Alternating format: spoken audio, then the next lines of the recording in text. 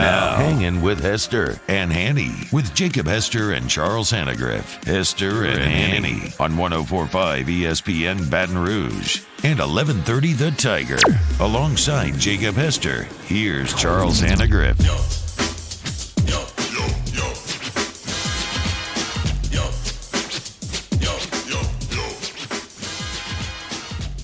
We wouldn't have even stopped. Hey, we're back! Yeah, except Paul O'Neill made us stop so he could start the video machine. Yeah. That's what Coach O would call it. All right, along with Jacob Hester, I'm Charles Hanagriff. Kate Wozniak, our audio producer. Paul O'Neill, our video producer. Playboy Marty here for moral support. He didn't have a very good weekend either. It was tough. Nobody. There was nothing that took place on the gridiron that was good for anyone in this room all week. And we've been talking about that plenty. Let me ask you about being in the stadium. I know you were upstairs as opposed to downstairs, but what was that like? It was weird. There was some crowd noise, when LSU tied the game or some big third downs. I thought, for the amount of people that were in there, they got pretty loud. But let's not act like it was anything close to normal. There was one play where there was a false start, and you could, all the way up in the press box, hear Miles Brennan say shoot and clap his hands, and you heard the clap. Like that's kind of how quiet it was in there at some times, because it just felt weird. Like it felt weird the entire time. This week there'll be nobody in the stands, so it'll feel maybe even. It's always weird when you play. I'm not even trying to be funny. It's always weird when you play in that stadium anyways. Last year it was purple and gold. Almost all LSU fans. They drank all the beer, and all of the vodka. Remember the whatever place it was. Yeah. They ran out of screwdrivers and Bloody Marys. At any rate, so what did you take from what Ed said about things that can be fixed? All right, let's start with the secondary, because they expect, at least the way he sounded there, is they expect Derek Stingley back. So that's great news. Don't get Glenn Logan back this week. The way he said it. He's not going to be back this week. He will be back from Missouri. Doesn't sound like an injury. Sounds like something else. So, okay, at least you got a timetable there. Sounds like they're going to have Stingley back. So, the biggest question that we got asked was, why didn't they change up some concepts? They had a lot of new people back there. So, from week 1 to week 2 in the secondary, what does that look like? What changes? Yeah. What are you specifically going to fix? Well, you can do more, obviously, when Derek Stingley Jr. is in there. That was the game plan. The game plan was to be aggressive, to play man, to say your guys can't get past our guys. But then when 24 wasn't out there, I'm okay with you doing it at the beginning of the game. Let's see if we can do it. Let's see if Cordell Flott can become a number one. Let's see if Elias Ricks is ready to do that. And I do think that Elias Ricks grew in the game, but still, there's a reason he's a number 3. There's a reason why Cordell Flott right now is a number 2. They weren't ready to make that jump a peg up. And if you're watching LSU, and we kept talking about adjustments, hey, man coverage isn't working. They have figured it out. They are now running routes because they know exactly what you are doing. I mean, they are picking on what you're doing right now. Let's see something different. You heard Coach O say, just because you're getting beat, you can make adjustments that can still be man-to-man concepts, not just zone. Well, it's just got to be something. It's got to be something to take away the easy throws. Because, again, every team in this conference can run out there in a 2-man route combination and run a pick route. And, yes, it's illegal, but it's going to happen every single place you do it. We would spend, I've told you this, 45 minutes in Denver working on 2-man route combinations, and we tried to work on the pick route. And if you didn't do a good enough job acting and selling it, Peyton would make you run it again, right? Everybody in America does that. So you have to make adjustments. Those things that, again, every single team, yes, Vanderbilt can run those route concepts. We had a question in the Bayou 4 chat, and we actually kind of touched on this in the post game, which is does LSU win if Dave Aranda's a defensive coordinator? They would have come a lot closer. Who can say if they would have won or not? But it would have been different, okay? And what I've learned in nearly 30 years in the Baton Rouge media is every assistant coach that has ever put on a headset over there has been a genius and a dummy at some point in their lives, okay? Gary Croton's a great example of that. Walking out of the Superdome in 2007 national championship season, where he had Ohio State spinning around like a top and Dixon running open and everybody running open. He was a genius. And 3 years later, when they couldn't get the substitutions on the field against Tennessee, he was an idiot. So what I will say, though, is that they would have played it different. Aranda's scheme is different than Pelini's, and it's not just about 4 down linemen versus 3. Aranda probably would have played this closer to the vest. He would not have been as aggressive in the secondary. I think you'd have seen less man principles here, and he would have forced them to go step by step until they made a mistake. Now, there were people that were aggravated with Aranda here last year that when – look, I do the post-game show. I know. After the Ole Miss game, it was, hey, wait a minute. Aranda's lost his touch, his against pass, whatever it is. And none of that's true, okay? These guys are both good coaches. They're different coaches. But if you're asking me, would Aranda's style have been more beneficial to LSU on Saturday? I would say yes. In the long term, it's pretty much what and what. They've won with both of these guys. They won a national championship with both of these guys coordinating the defense. So, but Saturday, yes, I think Aranda's scheme would have been better suited to attack this particular offense. The DBs that were out there needed some help.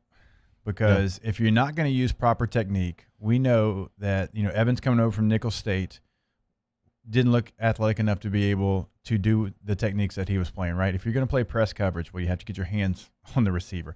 If you give him a free release, it doesn't matter who you're going against. He's going to beat you. And it wasn't getting beat by a couple of steps. It was 4 or 5 yards, and you're in chase mode. And so when you see that, you got to give them some help because there was no situation on Saturday where Jay Ward or Evans were ever going to be able to play man, press coverage, and have success. Just what? Let's flip to the other side of the ball. He said when he was talking about the offense, he did say that he thought there were times where Brennan held the ball too long, but he also seemed to be pretty pointed in his criticism of the protection. Now, we've deciphered that play down at the goal line where they come through the A-gap. Okay, somebody's missed something very, very badly there. But in general, the protection for the quarterback on Saturday. I didn't think it was great, and I thought that was actually something that was a strength for LSU. I truly did. Every interview that I did coming into the week, I thought, man, all these guys have started a game in college. Yeah, your center started in the Ivy League. If he gets overpowered, we'll have that conversation. But MAs, those aren't going to happen. You've got guys that have started SEC games across the board outside of your center, and he went to Harvard. Ain't going to be MAs. A lot of MAs. A lot of missed assignments, a lot of not passing off twist, a lot of miscommunication. That was the thing that surprised me. One-on-one losses, I think there wasn't that many, right? You could pick those out, and you got to get those corrected. Those are going to happen in a football game. What you can't have happen is your offensive line doesn't look like they ever got on sync together. Guards staying too long on the nose tackle to help the center out, not coming off and picking up the blitzing linebacker. That stuff happened too many times on Saturday. You've already set yourself behind.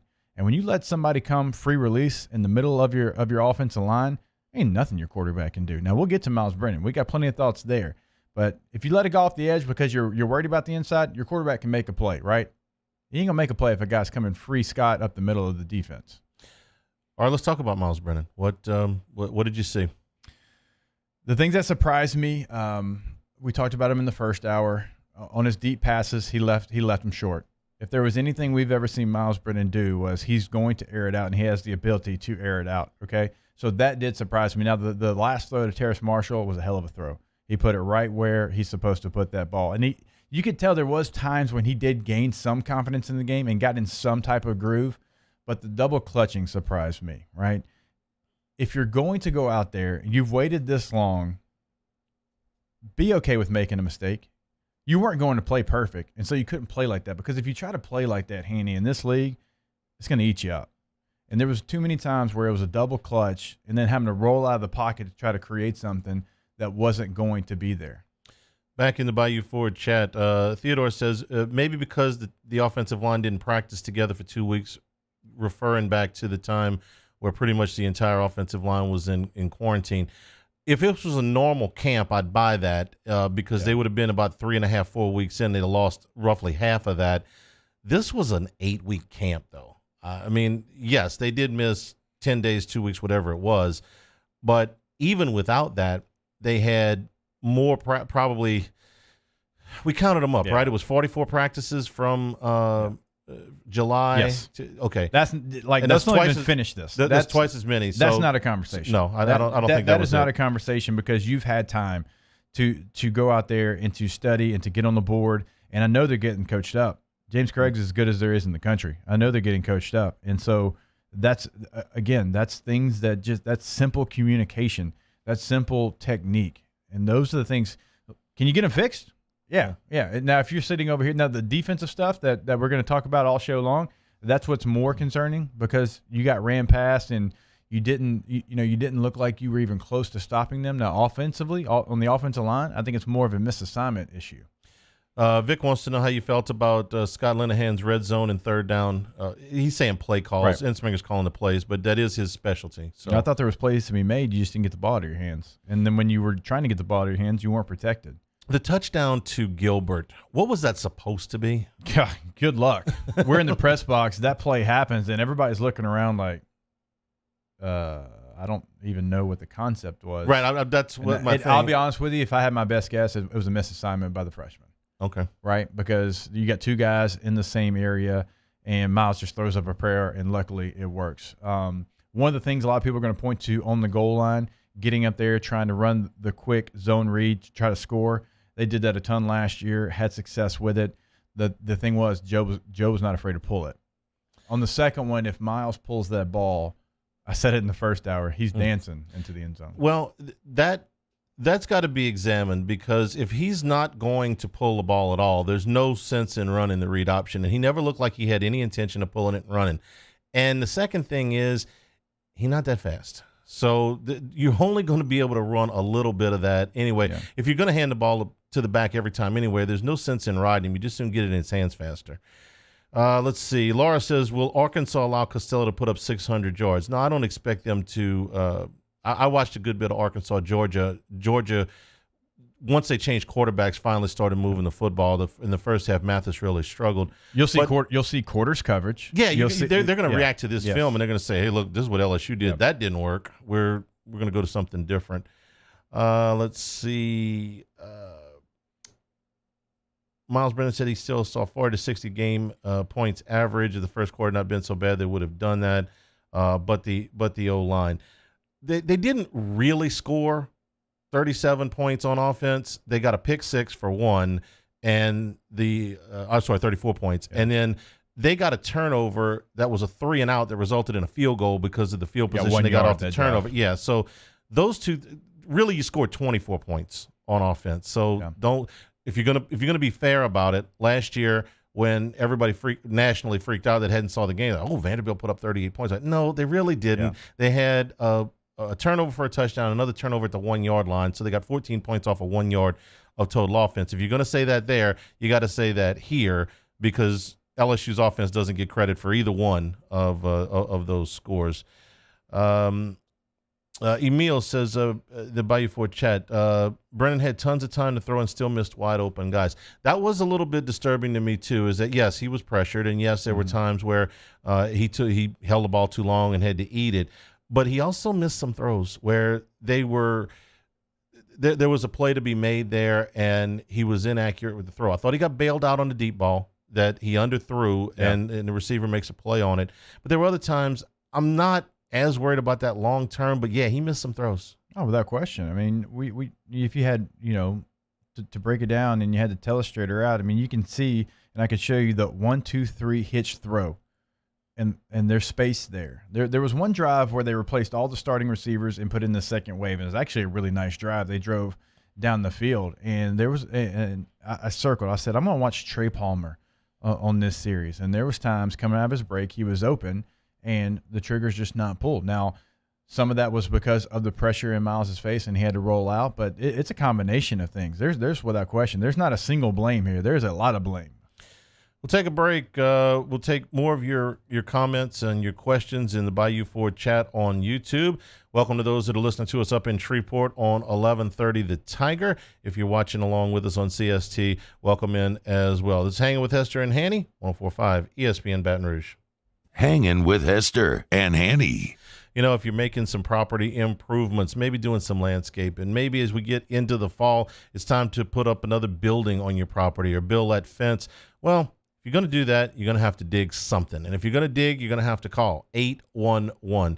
That's because there's so many lines that are buried right beneath the the surface here in Louisiana and you don't know where they are, it's very easy to hit one and then problems ensue. So call 811, give the operator your address, and within 2 days, somebody, we're all off a little bit, 2 days, somebody will come out and mark the location of the buried lines. No, that's right, Andy. I mean, look, it's only a 2-day process for them to come out. So you got that project coming up. Go ahead, schedule that because it's easy, it's free service, and it is the law, right? You're not only taking your own safety, but you're taking people around you safety in your own hands if you just decide to put a shovel in the ground and you don't make that call. For more information, go to Louisiana811.com. Call 811 before you dig. It's the law.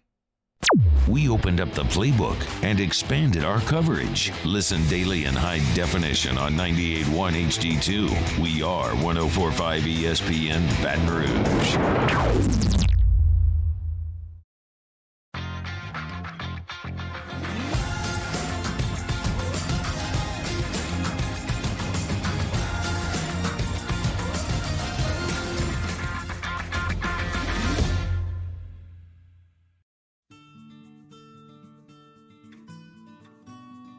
This is a house call. This is a follow-up appointment.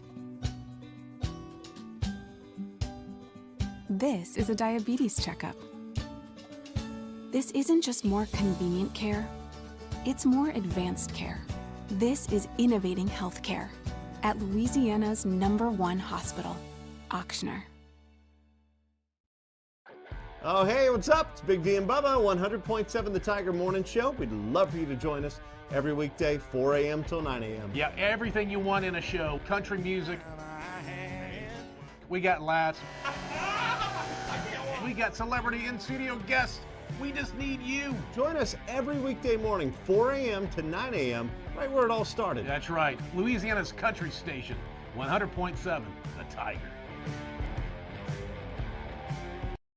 T-Bob Abear here with breaking news. Front to Back Boat Services is the shop to upgrade your boat tech this fall. With not one but 2 NMEA certified techs, who better to install your Panoptic sonar, your HD displays. You want to see the fish under the water before you even cast?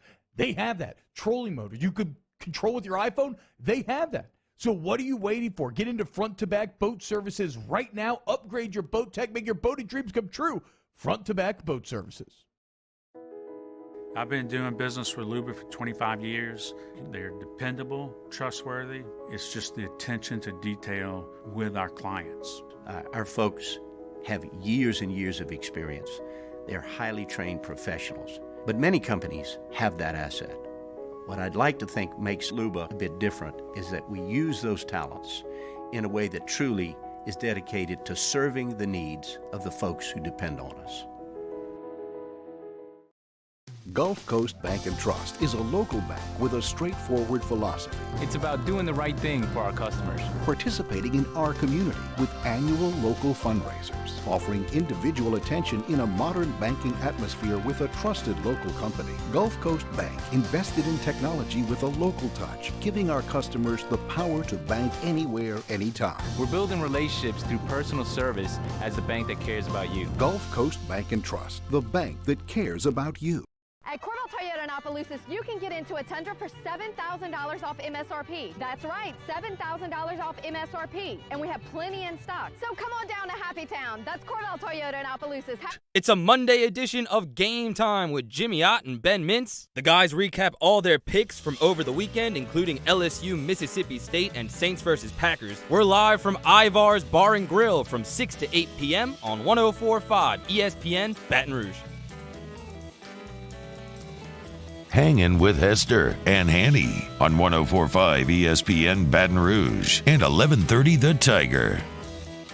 And we're brought to you in part by Supreme Rice, supremerice.com out of Crowley, Louisiana since the 1930s. Support Louisiana farmers. All the rice for Supreme Rice is grown, milled, and processed right there in Crowley, Louisiana. Support those Louisiana farmers that took a real beating during Hurricane Laura down in that part of the country. Supreme Rice is not only delicious, it's easy to get at all your Walmarts, all your Costco's, and all of your AG food dealers, and also now at Robert's right next to Superior Grill on Highland Road. They got the 5-pound bags of the Jasmine, which is my favorite. If you also want the long grain or the brown rice, those are available too. We had rice and gravy and smothered pork chops at my house this weekend. We're using Supreme Rice, so you pick up a bag your next trip to the grocery store and stretch that food dollar along with it. More great recipes and more information, go to supremerice.com. Back to the Bayou Ford chat. Steven wants to know what was the philosophy on offense on the last drive. The last drive was a mess. It started off with back-to-back sacks, and then they got bailed out on a personal foul, so they didn't have to play third and forever. And then after that, he was just kind of checking it down. And you understand, Mississippi State's protecting a 2-score lead. Yeah. They're not going to let anybody get behind them. That's what you do.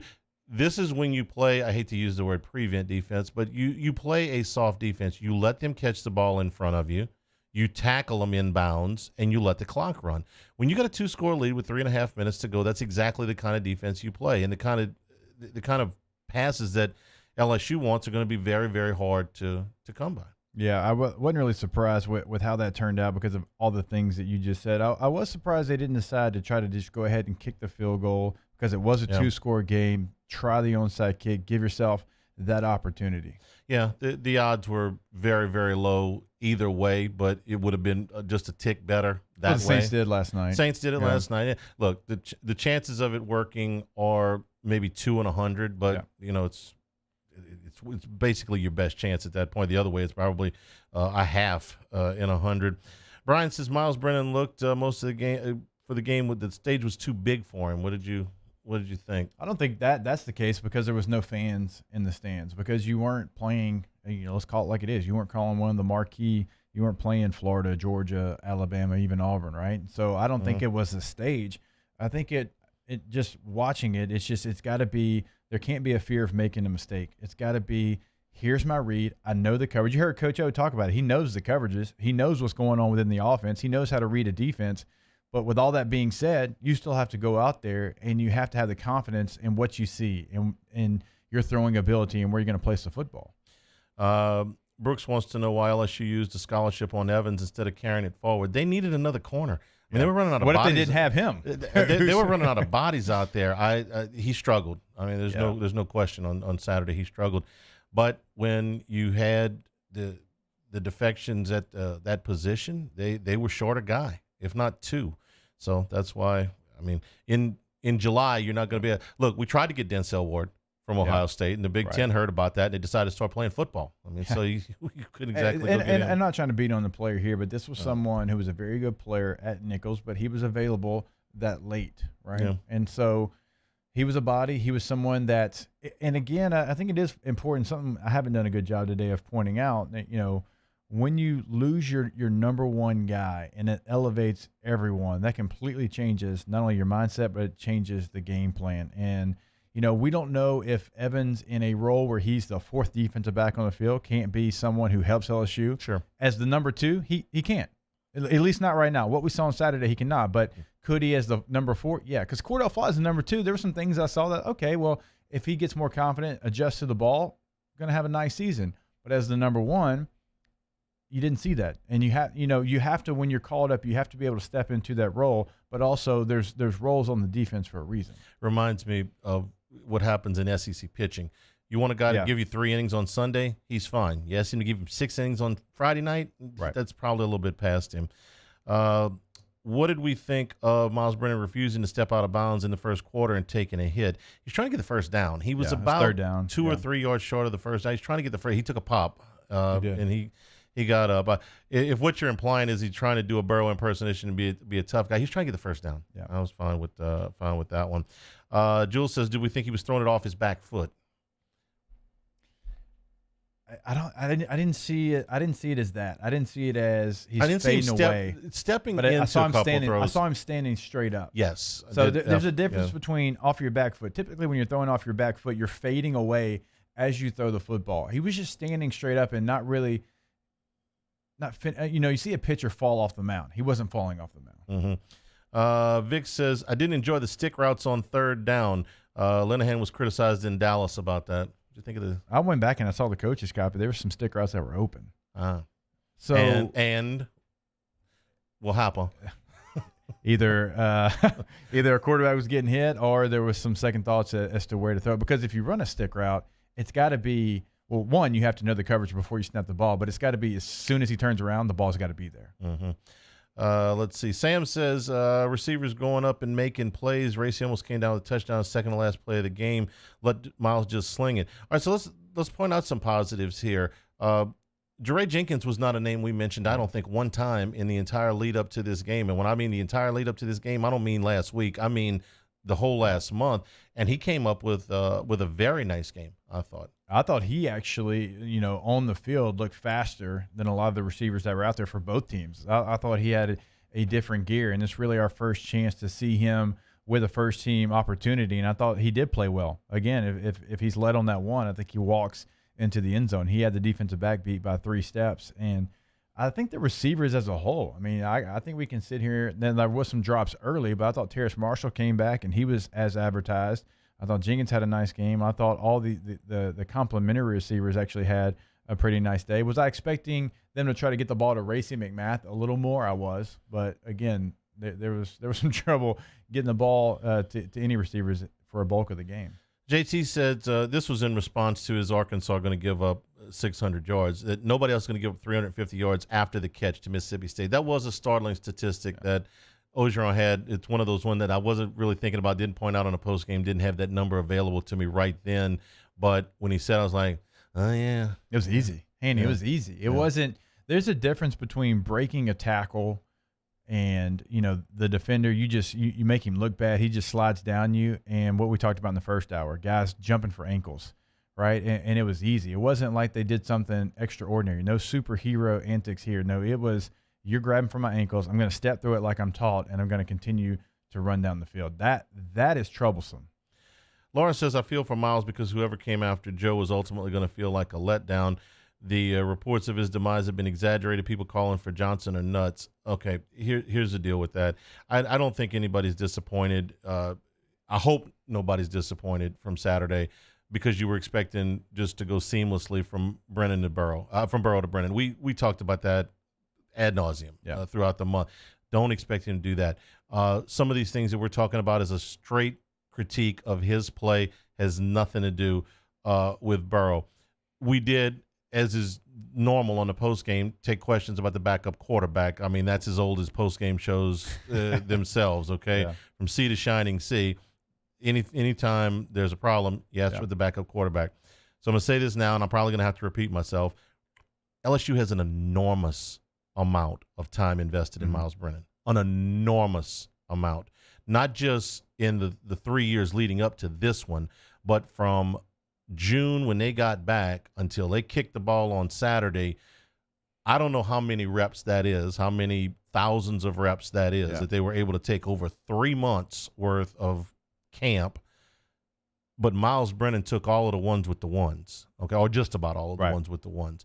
So when you've got that kind of investment, man, you don't bail on it, okay? He's still their best option. Now, we're going to continue to critique his play. That's the nature of playing quarterback here. You just got to you got to take all of that.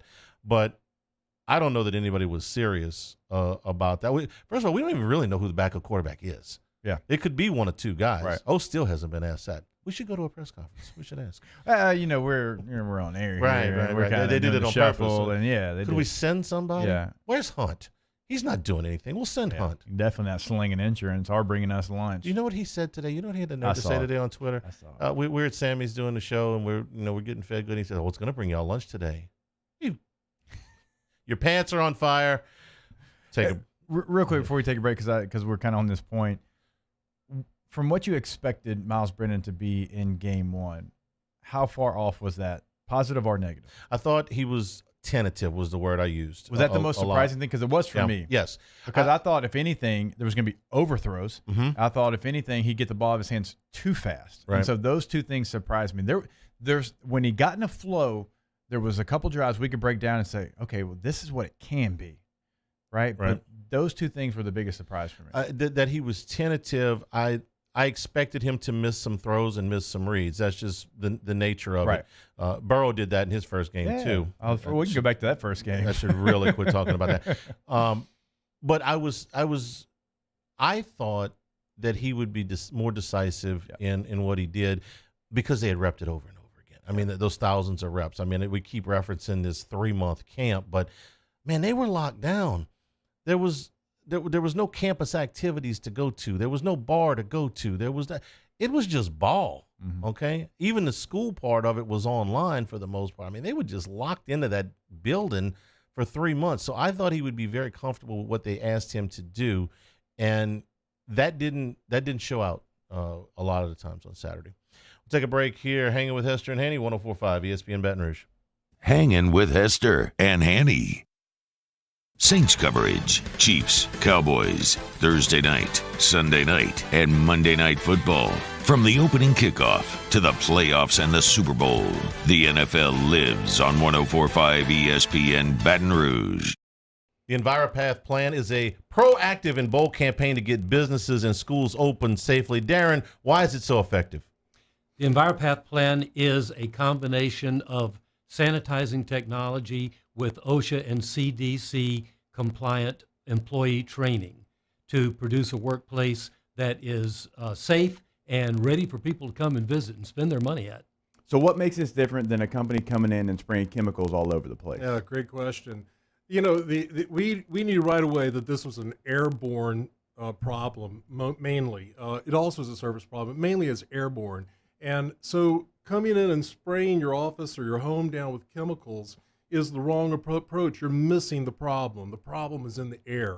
And that's exactly what Active Pure addresses. The EnviroPath plan is available to you. Call 225-610-0702 or go to enviropath.world. At All-Star Toyota, you get it all. If you're in the market for an all-new Toyota vehicle, come see our friendly and knowledgeable sales team at All-Star Toyota. Located in Baton Rouge at the corner of Airline and Goodwood, we've been serving our community since 2005 by offering a large selection of new Toyota cars, trucks, and SUVs. Get behind the wheel of your dream car and take a test drive at All-Star Toyota today. This isn't just another day. It's so much more. Kelly's life was put on hold when her Auctioner primary care doctor discovered a rare blood disorder. Her doctor connected her to an Auctioner care team of cancer, heart, and kidney specialists. With multiple primary care locations around Baton Rouge, same-day appointments, and online scheduling, we're relentless about keeping you healthy. Auctioner Baton Rouge, innovating healthcare for Kelly. Gulf Coast Bank and Trust is a local bank with a straightforward philosophy. It's about doing the right thing for our customers. Participating in our community with annual local fundraisers, offering individual attention in a modern banking atmosphere with a trusted local company. Gulf Coast Bank invested in technology with a local touch, giving our customers the power to bank anywhere, anytime. We're building relationships through personal service as the bank that cares about you. Gulf Coast Bank and Trust, the bank that cares about you. Are you a licensed contractor? There's lots of good contractors in Louisiana doing work the right way, but unfortunately, too many unlicensed contractors are working outside the licensing requirements. Working as a contractor in Louisiana requires a license for the company doing the work. The Louisiana State Licensing Board for Contractors wants to help you get licensed to allow you to conduct work legally. It's not difficult to get the license. We can help you. Go to lacontractor.org for more information. Licensed contractors, it's the law. Gulf Coast Office Products is a nationally recognized Savin office equipment dealer based right here in Louisiana. Over 100 employees strong, Gulf Coast has the boots on the ground to support all vertical markets from education, engineering, legal, and finance. With the latest in office technology from desktop to production segment units, Gulf Coast and Savin have the perfect fit for you.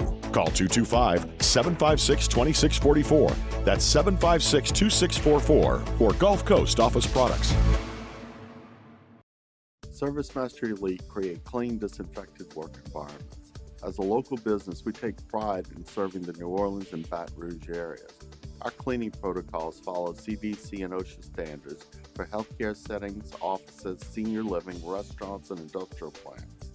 Contact ServiceMaster Elite to get your operation ready for reopening. with germ disinfection cleaning. Service Master Elite, the trusted choice in professional cleaning since 1996.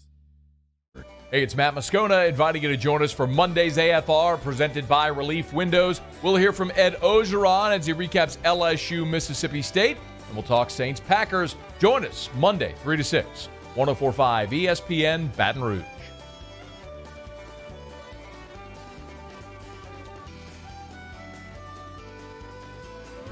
Hangin with Hester and Hanny on 104.5 ESPN Baton Rouge and 1130 The Tiger. Taking questions in the Bayou Ford chat after LSU's loss to Mississippi State. We're brought to you today by Richard Tonda, home of the warm and fuzzy feeling. Here's one from MT. Says, have you guys touched on the block and felt like the receivers gave up on some short throw blocks? I saw a decent amount of that myself. Yeah. Some of the downfield stuff. I don't want to jump on him too bad because I think he's going to be a great player here. But I told you at the beginning, Gilbert is not much of a blocker. Okay, he's going to be a tremendous receiver, and I think he's got potential to grow as a blocker. But right now, and in his defense, they asked him to do, I think at times, things that are probably a little bit beyond him. Do you think they're beyond him, or you think he just in that situation? It looked very tentative. Any tight end that's asked to take an edge rusher and essentially act like a tackle usually doesn't end well. Okay? Well, good luck at the next level because let me tell you, when you play against a 3-4 defense, how many times as a fullback, Tamba Ali, James Harrison, Terrell Suggs, you get ready for that. Well, I told you what I just watching this game. It's the only game I've ever seen him play. Okay, his talent is unquestionable. Okay, I'm not saying that. He looked to me like a thicker version of Jimmy Graham. He is a fantastic receiver. He's a matchup nightmare, and I think he's going to catch a ton of balls. Graham didn't block anybody. I didn't see him do much blocking on Saturday. So I would say probably so. But he's got the potential to get better. I mean, he's got the frame to get better. It's one game. I don't want to go off the deep end on him so far. He's too good. Let's see. 34 points is good enough to beat State 90% of the games in my lifetime. That's from another Jacob.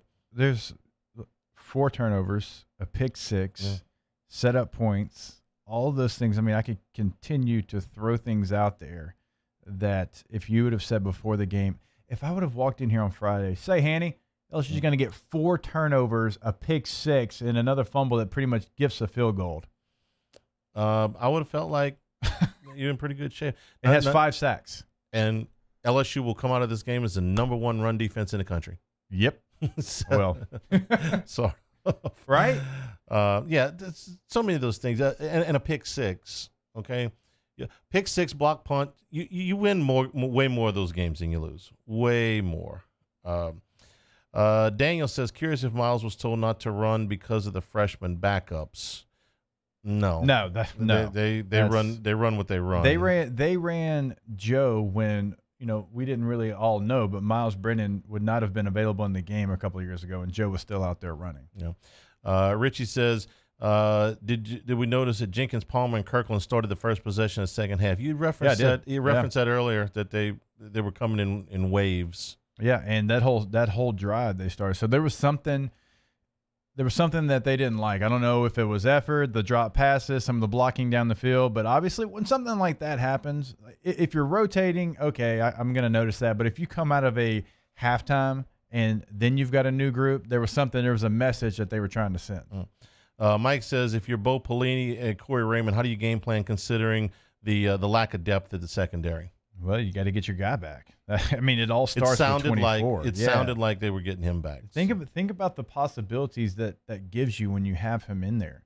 There's no doubt. I mean, you can't watch that game and say, oh, well, this was a game plan for Derek Stingley, right? So you get him back, and then that shifts everybody back to their proper roles, where they thrive, right? Because you don't want to move those guys up a peg. It's better to move them back down than to try to move them up right now, as we saw. Marcus says, should Emory be the starter? They're all 3 going to play.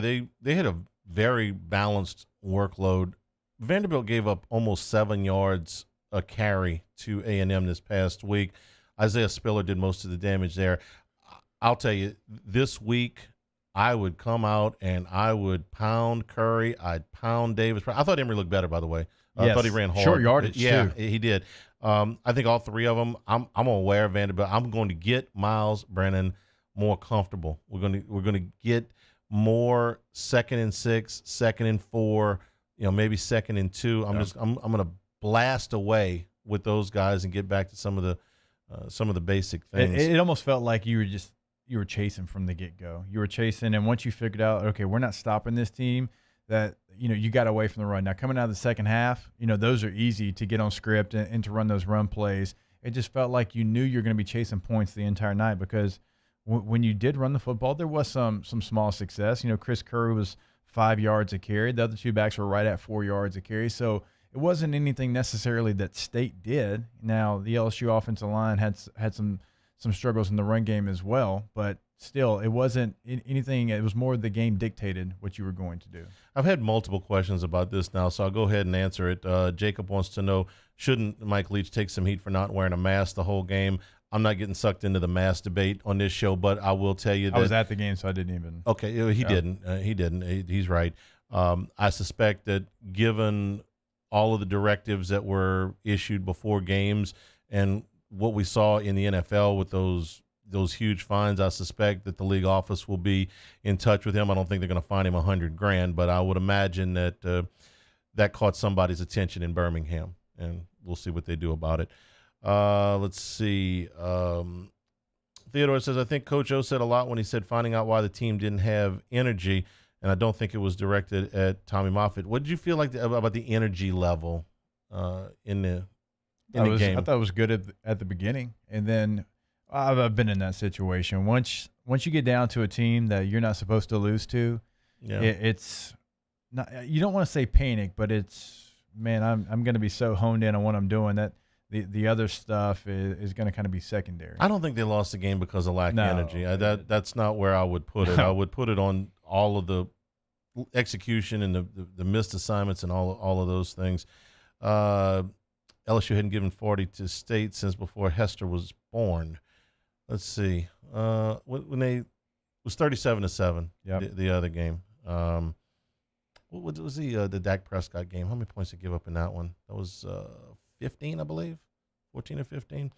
Anyway, let's see. Matt says this was mentioned in the post game. Pelini's last two games in Tiger Stadium were awful. 7 against Arkansas. I shivered when I heard that. Yeah, one doesn't have anything to do with the other, but yeah, it's true. 34, by the way, for Dak Prescott and State. That 34, how many? 34. 34-29. Felt like more than that. That was the game Brandon Harris came off the bench in the last 2.5, 3 minutes, and they had to throw the end zone. They did. That would have won that thing. Let's see. Update on Rosenthal. He went back in the game, didn't he? Mm-hmm. Yeah, he's okay as far as we know.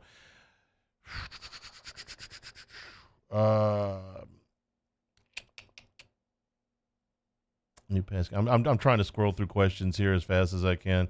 Hey, real quick, we did have one about Stingley potentially opting out. Remember, he would have to opt out for 2 seasons. Yeah, he just missed the game because of something that happened the night before the game. Yeah, Verge called it Verge Osbury was always he called it an episode. I'll take him at that, and they say he's back. So, I mean, I don't know the medical terms or whatever happened. They seem to think he's going to be all right and back at practice soon. When I got that call on Friday night, there was a pit in my stomach. Like, of the games to miss, the air raid, not the one. Well, and with some of the things we're going around, you hear episode. The word seizure got thrown around a little bit. I mean, it's an episode. I don't know technically the medical term for whatever, and I'm not going to get in all of that. But when you hear about that in a young person, it's scary because it's not in any way normal. Yeah. It's not the injuries that you usually deal with in football. We're not talking about is the knee good enough to go? No, I mean that's concerning, and we're glad the young man's all right. Take a break. Come back here, hanging with Hester and Hanny, 104.5 ESPN Baton Rouge. Hanging with Hester and Hanny. You know what we got coming this week, man? We got a little cool weather coming this week, a little cooler weather. You know what that means? You can adjust your American Standard heating and air conditioning service that you got from Tiger Air, an independent dealer of the American Standard. Listen, the biggest deal with the American Standard is saving you money. Of course, you want a climate-controlled house where it's comfortable for you, but you don't want to waste energy in the process. The programmable thermostat makes it easy for you to have streamlined power bills every single month. And now it's getting a little bit cooler. You got to adjust. It's easy to do it from your cell phone. One of the things that stands out to me, Hanny, from Tiger Air is just the customers that continue to come back year after year. You're talking about customers that have been with Tiger Air for multiple decades. Like Melody, you go to tiger-air.com, you can check that testimony out. She's been with Tiger Air for over 30 years, right? Because she knows she's going to get the best service that she possibly can get in the Baton Rouge area. Tiger-air.com is the website, 225-754-8687. In times of need, get a full list of phone numbers, websites, and other important emergency information on the Demco Stormwatch page at 1045ESPN.com. Are you a licensed contractor? There's lots of good contractors in Louisiana doing work the right way, but unfortunately, too many unlicensed contractors are working outside the licensing requirements. Working as a contractor in Louisiana requires a license for the company doing the work. The Louisiana State Licensing Board for Contractors wants to help you get licensed to allow you to conduct work legally. It's not difficult to get the license. We can help you. Go to lacontractor.org for more information. Licensed contractors, it's the law. Do you know someone who sets a good example for all of us to follow? Someone who, without being asked, shows leadership, selflessness, and service to their community? We believe that's the definition of a good citizen, and so does Citizens Bank and Trust. So, if you know someone that sounds like what Jordy was just describing, nominate them to be your good citizen, and they'll have a chance to win $500 from Citizens Bank and Trust. Plus, we'll mention him right here on the show. So go to citizensbankandtrust.com for more details and nominate your good citizen. Gulf Coast Bank and Trust is a local bank with a straightforward philosophy. It's about doing the right thing for our customers. Participating in our community with annual local fundraisers, offering individual attention in a modern banking atmosphere with a trusted local company. Gulf Coast Bank invested in technology with a local touch, giving our customers the power to bank anywhere, anytime. We're building relationships through personal service as the bank that cares about you. Gulf Coast Bank and Trust, the bank that cares about you. To all of our heroes working on the front lines of this COVID-19 pandemic, your bravery and selflessness represent the very best of us, and we want to say thank you. I'm asking everyone around the state to join me in celebrating the heroism of our healthcare professionals on the 19th of every month at 1900 hours, that's 7 p.m. Write a note of appreciation, make plans to donate to charitable organizations, or say a prayer. To learn more, visit 19thanks.org. Thank you, and God bless.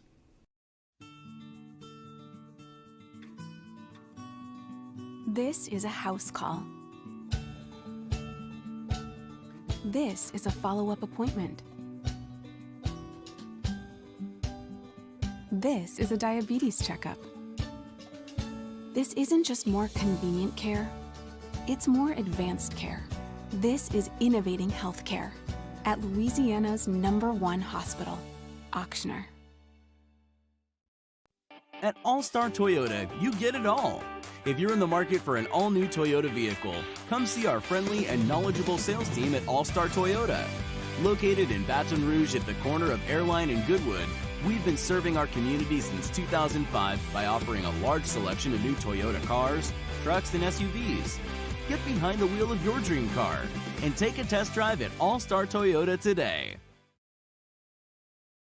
It's a Monday edition of Game Time with Jimmy Ott and Ben Mintz. The guys recap all their picks from over the weekend, including LSU, Mississippi State, and Saints vs. Packers. We're live from Ivar's Bar and Grill from 6 to 8 p.m. on 104.5 ESPN Baton Rouge.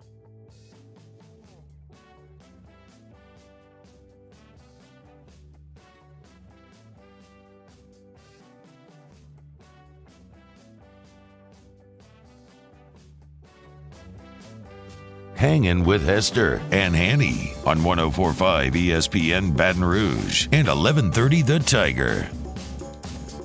We are brought to you by Richards Honda, home of the warm and fuzzy feeling. We're taking your questions in the Bayou Ford chat. If you're watching along with us on YouTube, 104.5 ESPN, Hanging with Hester and Hanny page. Get your questions in the Bayou Ford chat. Timothy says, how do you call pass interference on a defensive lineman who simply turns around and has a receiver run into him? No, Farrell. Yeah, that one surprised me a little bit. I thought either way. That. I don't want to spend too much time talking about pass interference because I'm just going to get mad. I thought we were going to parlay that into something. Way more into the Saints game last night, but I'll just shut up. Jacob says, what are your feelings about Pelini long term? Well, to see. We'll see. And I don't even know if we'll learn anything this game because of what Vanderbilt wants to do. Vanderbilt wants to play defense. They want to run the football. They want to win a 17-14 game. So I don't even know if we'll find out more information. Now, you'll find out more the next week. By the way, get ready to bring your sleeping bag to postgame. Hanny, 8 o'clock kickoff for LSU and Mizzou. Thanks. Eli Drinkwitz is a pretty good offensive football mind. We'll see what he has schemed up for the LSU defense in that Week 3 matchup. Breakfast with the postgame crew. Laura says LSU got lucky with the 2 add-on games this season, but facing State with a new coach and transfer quarterback first was a short end of the stick. I don't feel that way, and I'll tell you why. When I saw it, now in hindsight, now that you see that they didn't have Stingley and how fast they got up to speed in Stark Vegas, then yeah. But when they announced the schedule, I said, this is as good as you can do. Yeah, you have more time. Mississippi. Yeah, I don't want to play Mississippi State in November when they've got their timing down, when they've really got a hold of this offense. Now, that looks like the dumbest thing I've said in a long time today because they got up to speed in about 15 minutes, and LSU was without guys. Yeah, but it wasn't, again, I'm going to keep going back to it. It wasn't things that we've not seen. It was go routes and pick routes. That was the game. Like, name me something else that was a game changer outside of a wheel route to Kylan Hill. Who didn't think that was going to happen? If you've watched Washington State over the last couple of seasons, their running back probably caught more wheels than anybody in the country. That was a missed tackle, okay? If Harris that pushes was him, a late coverage and a missed tackle, yeah. If he just pushes him out of bounds, yeah, it's a first down, but it's not a 75-yard touchdown. That one, the 2 biggest missed tackles of the day were that one and the one that Hampton missed on who was it? It was Shavers. It caught the ball for 36 yards.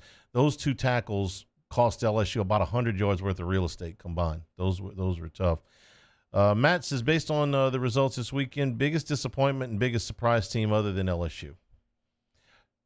I know who your biggest disappointment's got to be. It's Oklahoma.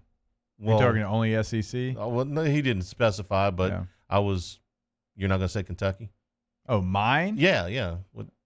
I mean, from my personal, probably, but as far as the big landscape, I think it was Oklahoma. We talked about Kentucky. Kentucky was uncomfortable being a contender. That's something I thought they had finally decided that they want to play with the big boys and compete. Could have been a contender. And they did not take that chance. If you watch that game, I don't know if you did. I did. There was many opportunities for Kentucky, but they didn't want it. Cade, I still have the same I have no strong feelings about Kentucky. And still don't. Still don't. I think there's still games there for them to win. And on the opposite side, as far as things that surprised me, was Kellen Mond. Just the same thing. Stop it. Just stop telling me that Kellen Mond is going to be this. Stop telling me he's going to be that. If he's not developed by now, it ain't going to happen. He had 3 fumbles in the game. He lost 2 of them. That offense sputtered, and Isaiah Spiller had a nice day. Outside of that, it was a big nothing burger. Yeah. Biggest surprise, Kansas State lost to Arkansas State at home and beat Oklahoma on the road. And they beat Oklahoma on the road down 3 touchdowns in the second half. They came back. Spencer Rattler at one point had completed all 28 of his passes, 26 to Oklahoma and 2 to Kansas State. And he ended up throwing a 3rd interception where they had a chance to go down and tie or win the game late. But that's the second straight year that Kansas State has beaten Oklahoma. Yeah. And I've had a history of that. Right. And Rattler, more than just 2 years. Rattler is a talent, but oh wow, is he prone to make the big mistake? His name really should be Bo. So we could say good Bo or bad, but he should be Bo Rattler instead of Spencer Rattler. So I watched we had that game on in here during pregame as well. So that was a big surprise. I was surprised that Arkansas was a little bit better than I thought. I thought Georgia was a little bit worse than I thought on offense. I thought that Vanderbilt hanging in the game with A&M was a surprise to me. The things that biggest surprise, I guess he's talking about the biggest, positives. Miami's for real. De'Aaron King has got that group going. They're going back in the right direction. They're a pretty strong group. Watched a little bit of that night. And Florida State. Florida State's a mess. Florida State's a mess. And unfortunately, Alabama looks every bit as good as their high ranking would indicate. Didn't see they came out and really seized control of that game early. They put a safe distance between themselves and Mizzou. Mizzou was never in the game. For those of you that bet Alabama, I'm sorry because Missouri snuck in the back door, but they were complete garbage touchdowns at the end after everything had been decided. So, yeah, they're good. Yeah. I think Florida offensively, even though we talked about Kyle Trask and what he could be and what we expected from him, which was big things. Yeah. Man, him and Kyle Pitts on the same page like that all year long. It's going to be scary. So what about Kiffin was pretty creative with stuff. He had Plumlee and Corral in the game at the same time. A good which bit. we thought they would do. That was and the offense there reminded me an awful lot of what he did with Jalen Hurts his freshman year at Alabama. The offense was a lot of horizontal stuff, but it was effective. And Corral threw for 300 and I think it was 350 or something like that. More than that, yeah. 390. Yeah, maybe. 390. Yeah, so it was effective what they were doing. But in Oxford, defense still optional. We'll take a break, come back with the next hour of Hanging with Hester and Hanny, 104.5 ESPN Baton Rouge.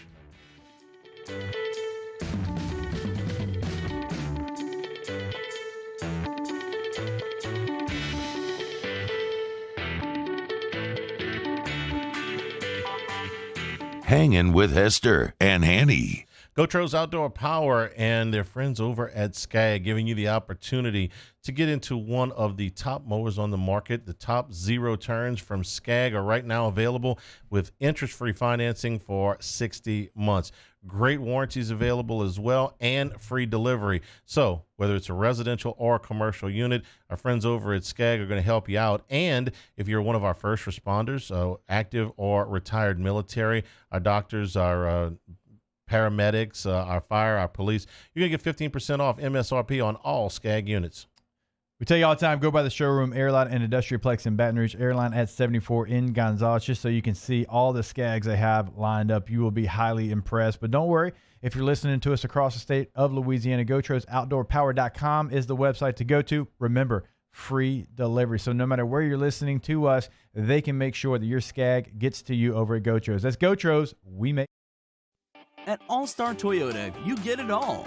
If you're in the market for an all-new Toyota vehicle, come see our friendly and knowledgeable sales team at All-Star Toyota. Located in Baton Rouge at the corner of Airline and Goodwood, we've been serving our community since 2005 by offering a large selection of new Toyota cars, trucks, and SUVs. Get behind the wheel of your dream car and take a test drive at All-Star Toyota today.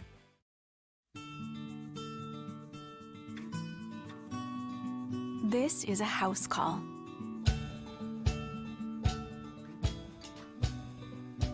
This is a test result. This is a prescription refill. This isn't just more convenient care, it's more advanced care. This is innovating healthcare. Start your virtual visit today at Auctioner Health.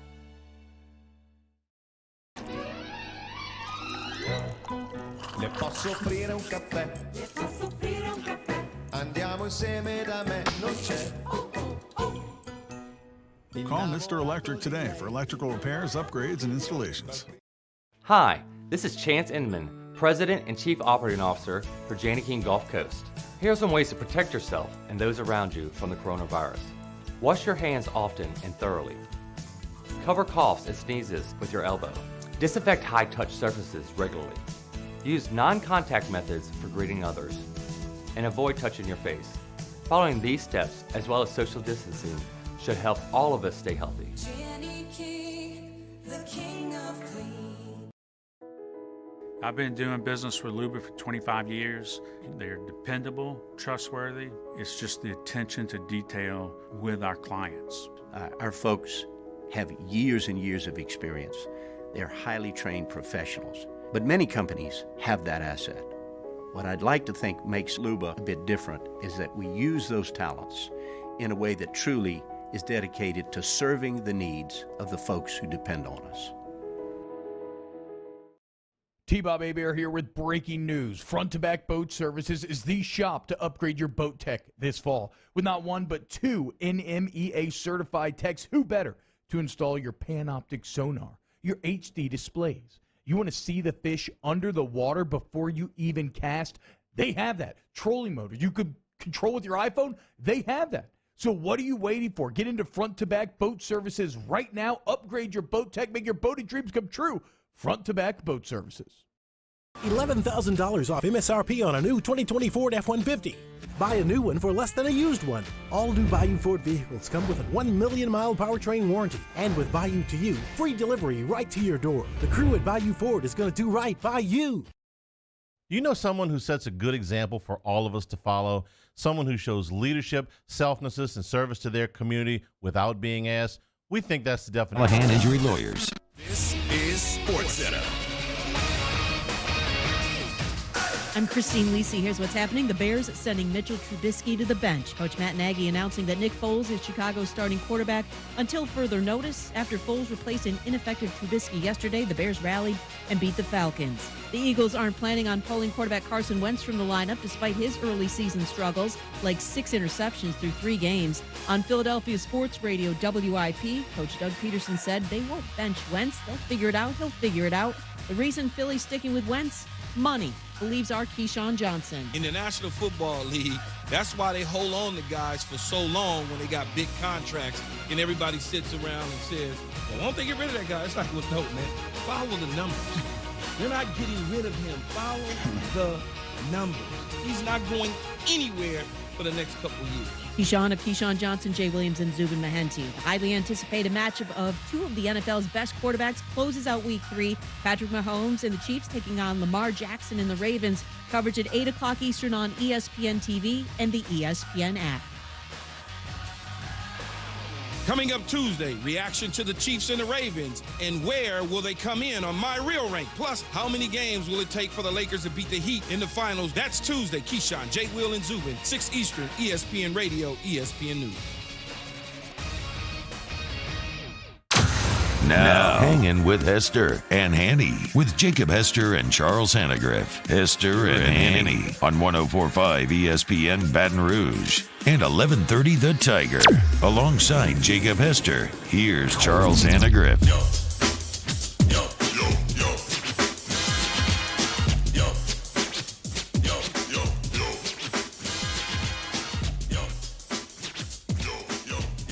Hanging with Hester and Hanny, 104.5 ESPN Baton Rouge, 1130 The Tiger up in Shreveport on CST and YouTube. Lots of ways you can get us. You can get us on the app. You can get us on HD too. There's all kinds of ways you can. God, is listen HD to really show. good? Do people need to see us that clear? I mean HD radio. Oh, okay. You said HD. We're on CST. That's where my mind went. Right. Well, we got that too. Hey, you want to change gears up here for just a second and talk a little bit about professional football? Well, I mean, either one of them's probably going to be kind of the same feeling there, Hanny. So the Saints drop 37-30 last night. They fall to 1-2 on the season. Saints now 27th ranked defense in the NFL in points allowed per game. So you tell me what's wrong on that side of the ball, because we've seen this last week. It was, the tight end's really good. Okay. This week, the quarterback's really good. Somebody named Alan Lazard, who I've never heard of, caught 146 yards worth of balls last night for a touchdown. I mean, Devontae Adams, okay, no, he's in street clothes. And Alan Lazard, who, if you had told me yesterday at this time, that Alan Lazard was a football player, an architect, or an accountant, I would have had a 1 in 3 chance of getting it right. And he torched the Saints last night. He did. He's a player that started to a little bit come, of his own last year, had a little bit over 400 yards. But to your point, he had 146 in this game here, and you got to give credit to Aaron Rodgers. How many times in his career, you threw me the stat, only 2 times has he thrown a touchdown pass to a first-round pick, and it's been the same guy. And with 7 or 8 years in between them, my goodness, on Mercedes Lewis. Rodgers, appears to have rediscovered whatever was eluding him the last 2 seasons. And, when he writes his book one of these days, we may find out that he's been in some kind of pain for the last 2 years. That something, either his body wasn't right, or when McCarthy was there, his mind wasn't right at the end, at the schematic, whatever, something was right. Yeah. He looks like the old Aaron Rodgers now. He does. I mean, it's effortless for him to roll to his left and flick it, not throw it, flick it 45 yards, and he still has that at his age, which is so impressive. And he is so good at every aspect of it. His cadence last night, and I kind of put a tweet out there joking, but it's elite, and that is a weapon. It's talked about in offensive meetings. And in that dome with no fans, he used it to his advantage way more than the home team did. He got Cam Jordan to jump off sides. Multiple times he had Saints players jumping off sides. And I'll be honest with you, even knowing cadences, because my wife was asking me last night, we were watching the game. She goes, how does that happen? Like, tell me how that happens and how everybody on offense knows exactly when to go, because there's a lot of blue, hey, yellow, yellow, snail. I mean, there's code words, right? So there's code words that as soon as I say that code word, the next snap count is live. But we don't know that, and it changes all the time. I can't tell you how many times you come over to the sideline, hey, code word ice cream. Whatever, that was ours in Denver for a little bit. It was ice cream or Hershey's. It's always something, right? Not Omaha. No, Omaha meant initially Omaha was get to the ball, get to the line. The first cadence, we're snapping it. It was a hurry up, and then once everybody heard it, oh God, Peyton's like, this week Omaha is going to mean. It's like, dude, come on, man. Right. I just learned what it meant last week. So, man, he uses every aspect of his he has never been given the keys to this high-powered offense that just rolls out there and is going to throw for 400 yards.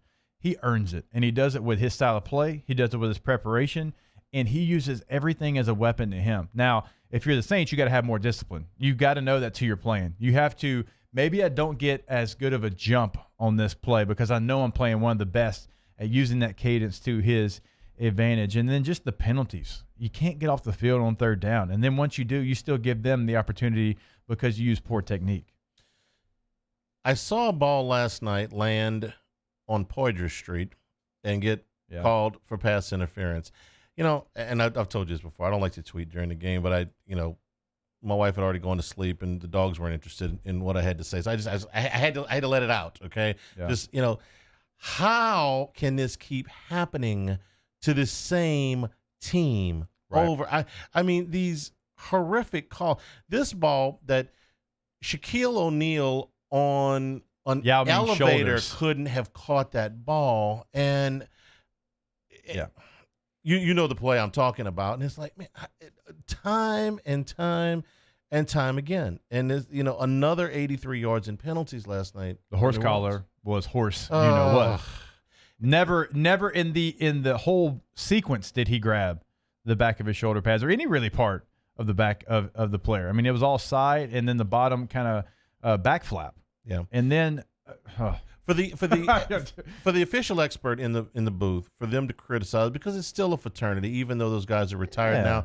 Mike Pereira, who started this and is still the gold standard for officiating commentary, would tell you if a guy had done wrong.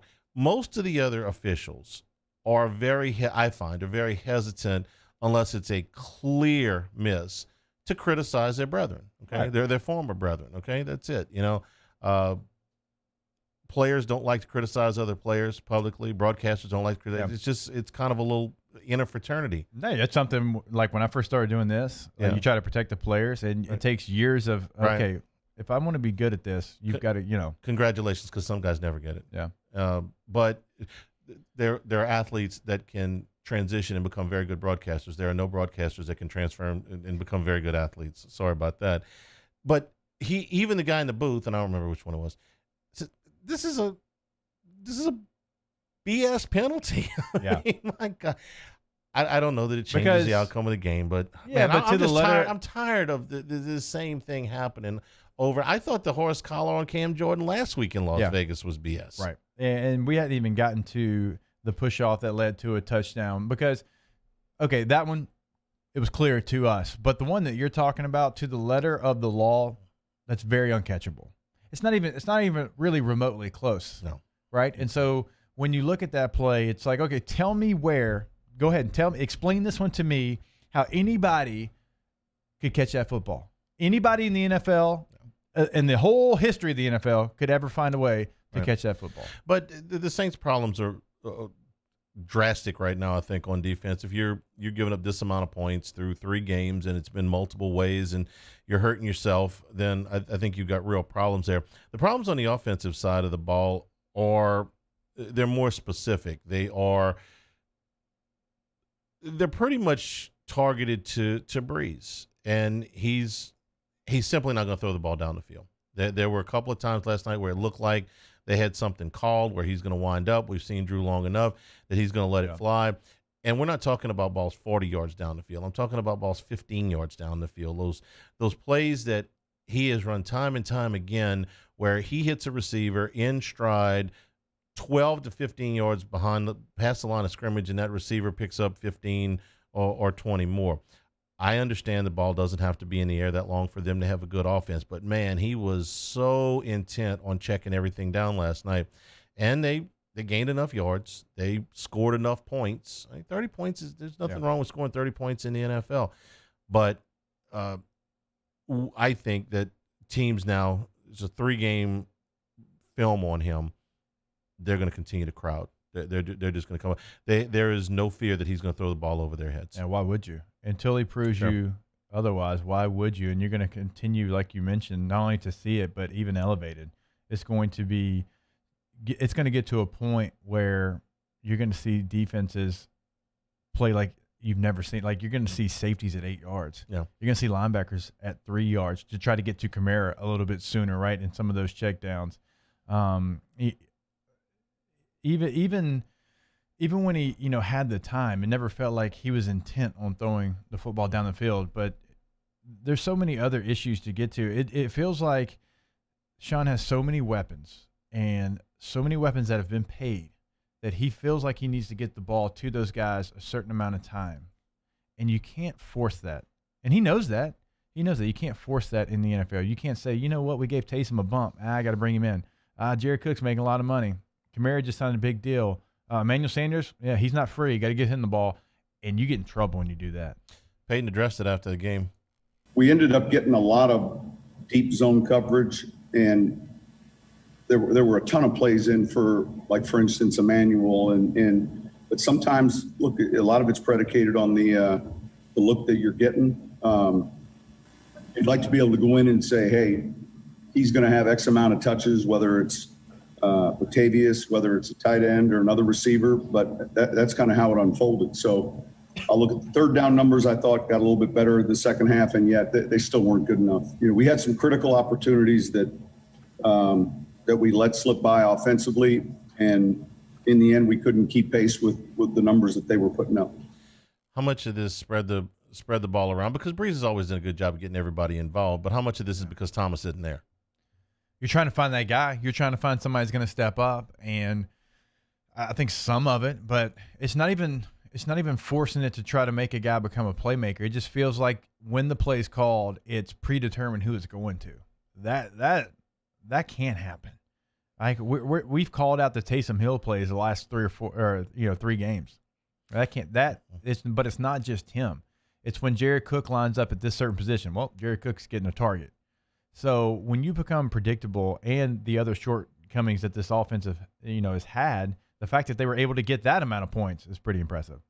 By the way, reports out last night that Saints expect to have Michael Thomas back for next week's game with the Lions. That is fantastic news if it proves to be true.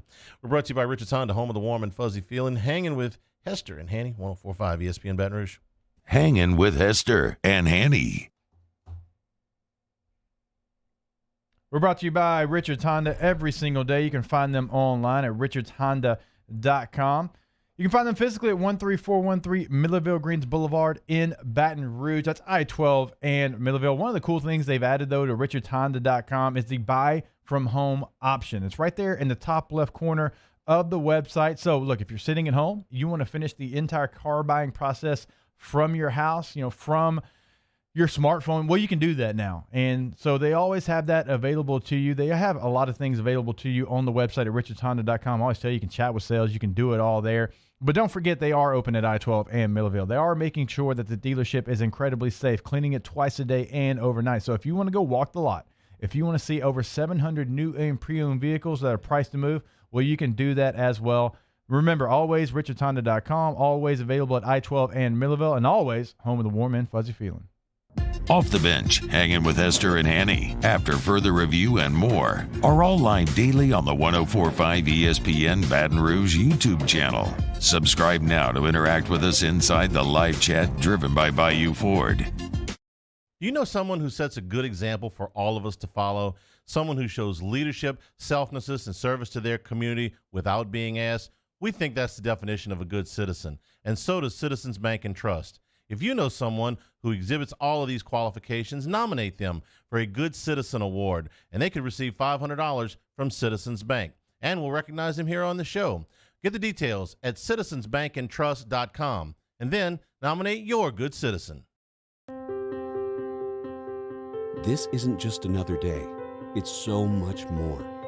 Kelly's life was put on hold when her auctioneer primary care doctor discovered a rare blood disorder. Her doctor connected her to an auctioneer care team of cancer, heart, and kidney specialists. With multiple primary care locations around Baton Rouge, same-day appointments, and online scheduling, we're relentless about keeping you healthy. Auctioneer Baton Rouge, innovating healthcare for Kelly.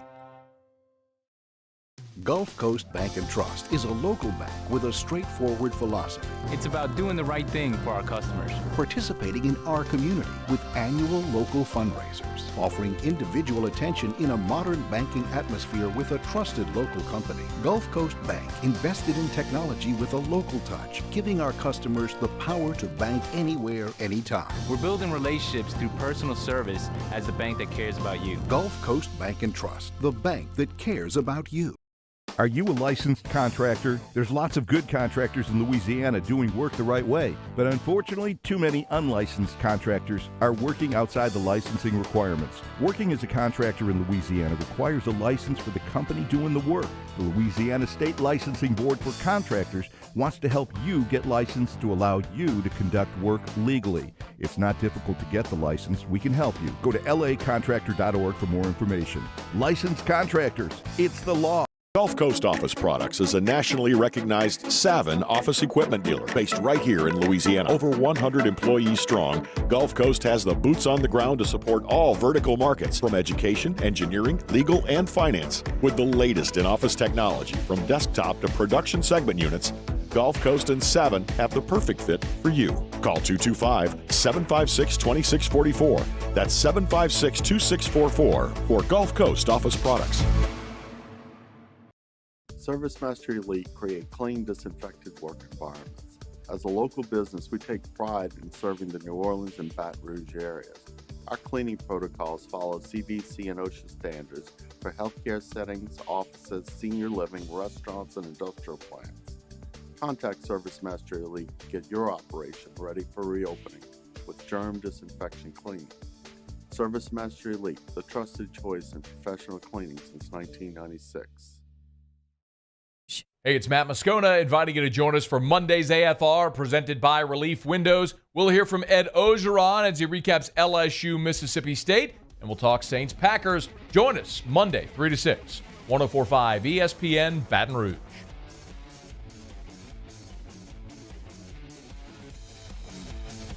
Hangin with Hester and Hanny on 104.5 ESPN Baton Rouge and 1130 The Tiger. Great matchup in the NFL tonight. Chiefs and the Ravens. Cade, read your promo. You can catch live play-by-play, NFL play-by-play, Chiefs at the Ravens in Baltimore tonight. We'll have that immediately at kickoff. So 7:15 tonight following Jimmy Ott's game time. And I'll just tell you that because the Thursday matchup, I believe, is Denver and the Jets. So that's what you get to look forward to. Wait a Thursday minute. Night Football. I do the promos for those games. How in the hell am I going to sell that one? You sold Jacksonville, Miami last week. Well, I thought Fitzmagic. pretty well. Oh, man. Okay, let's see. Broncos and Jets. If you possibly want to see Adam Gase's last game as a head coach in the NFL, Tune in. That's how we're going to do it. Cowboys Browns at noon. I believe we have Chiefs Patriots at 3, and I'm stumbling for the next primetime. I know Falcons Packers on Monday night. All right. Chiefs and Ravens tonight should be entertaining theater. You don't see the Chiefs as an underdog very often these days, but you make a very good case that these are the two best teams in the NFL, right? I mean, yeah. See, I mean, Seattle would be in that conversation if they're healthy. Yeah. And I know they're both in the same conference. So I'm not saying potential Super Bowl, of course, but right. If you're doing power ratings, they're in the top Chiefs, 3, Ravens, or Ravens, doubt, Chiefs. Pick. Right. If this game were in Kansas City instead of Baltimore, the Chiefs would be about the same, about a 3.5 point favorite. You're surprisingly riding with Kansas City tonight. I say that because it's not surprising at all. You like their running back, I hear. I like just more than the running back. I just when you're getting points with a team like Kansas City that can score on any given play, that doesn't happen very often. So you have to jump on it. Are the Ravens good? Yeah. Are they tough? Yeah. You know all about that. Oh my God! When I saw that purple and black uniform, you knew you were going to be purple and black the next day. But yeah, getting points to Kansas City, that can be a scary thing. And they're probably pretty ticked off in the way they played last week in a close victory against the Chargers. So I'm expecting a very tight game. I don't know if I'm in the shootout camp though. I know a lot of people in the shootout camp. Something tells me because there's supposed to be so much offense, I'm going to bang the under. Well, and it keeps going up. It's 54.5 right now. You can see where the public would get Playboy Marty. You would imagine that this is number one, public dog, right? With Kansas City, and number two, people gonna pound the over. Have you ever bet an under in a Kansas City Chief game since Mahomes has been there? I mean, it's painful to watch. I mean, it's like at any moment, just the thing could explode. Baltimore, the fourth best total defense in the NFL. Kansas City, though, is fifth from last. So we'll see. Yesterday in the NFL, the Atlanta – okay, so last game for Adam Gase with the Jets. The Jets are absolutely a dumpster fire. But how much more time you giving Dan Quinn in Atlanta? He's been on borrowed time since Jesus was a boy. I don't know how in the world he woke up today and is still the head coach of the Falcons. First time in the modern day, I think it was, I may have my timetable wrong here, that a team has blown a better than 2 touchdown lead in the fourth quarter twice in the same season. And to their credit, they did it in back-to-back weeks. So, I mean, if you're going to break a record, break it in style, right? Yesterday, the Falcons were up 26-10 in the fourth quarter, and the Bears made a quarterback change. They went to Nick Foles from Mitchell Trubisky. Yeah.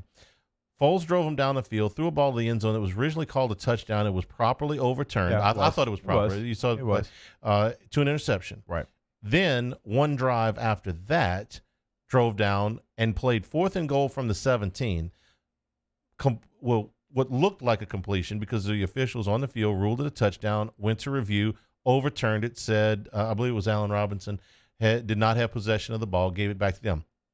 And they still lost the game. Now, all of this stuff happened late third, early fourth quarter. You're holding a 16-point lead, and you've had 2 would-be touchdowns, 2 that were called touchdowns on the field, call back, and you still lost the game.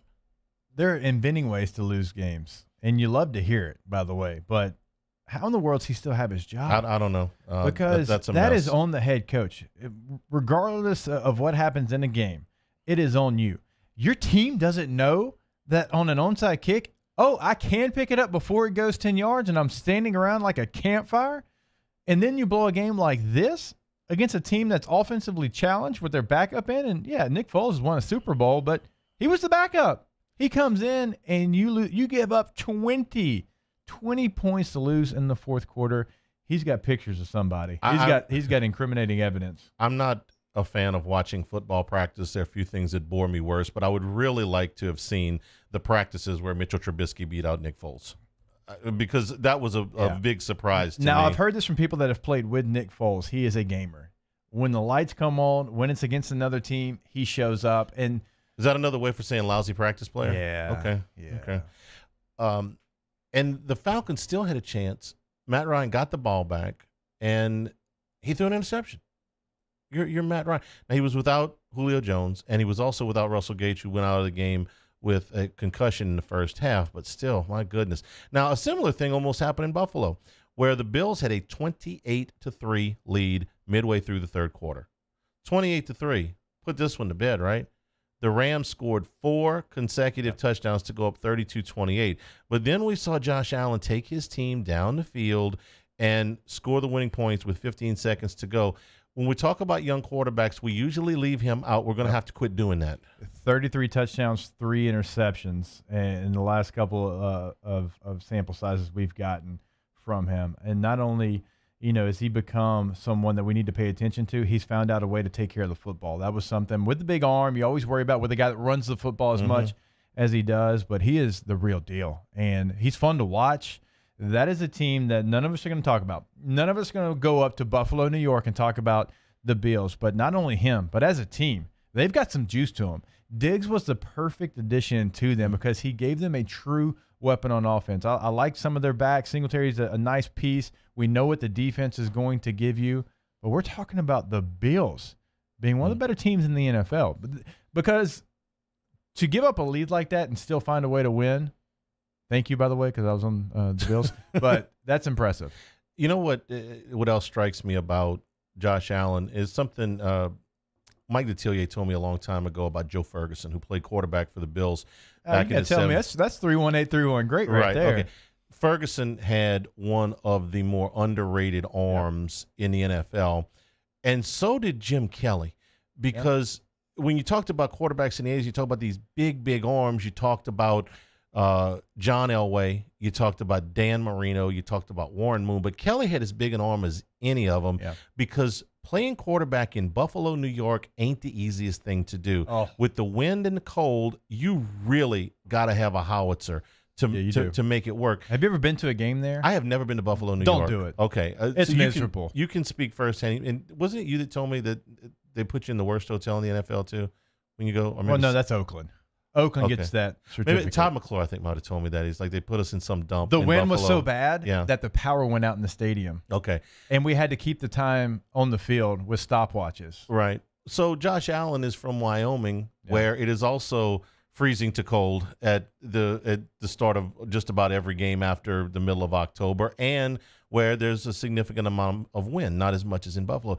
Maybe the perfect match for those two long term. Really, really good. Justin Jefferson had a monster yesterday. 7 catches, 175 yards, and a touchdown. Danced his way into the end zone. That was pretty funny to watch. But the Vikings couldn't hold on. They go to 0-3. So many teams, Hanny, can't find ways to play with a lead in this year so far in the NFL. That's really been something that's been glaring to me. No lead is safe for some of these teams. And yet again, there was no way the Vikings should have lost that game, especially to a Titans team who is run first, right? They don't have a lot of dynamic down-the-field plays, and they find a way to blow that lead.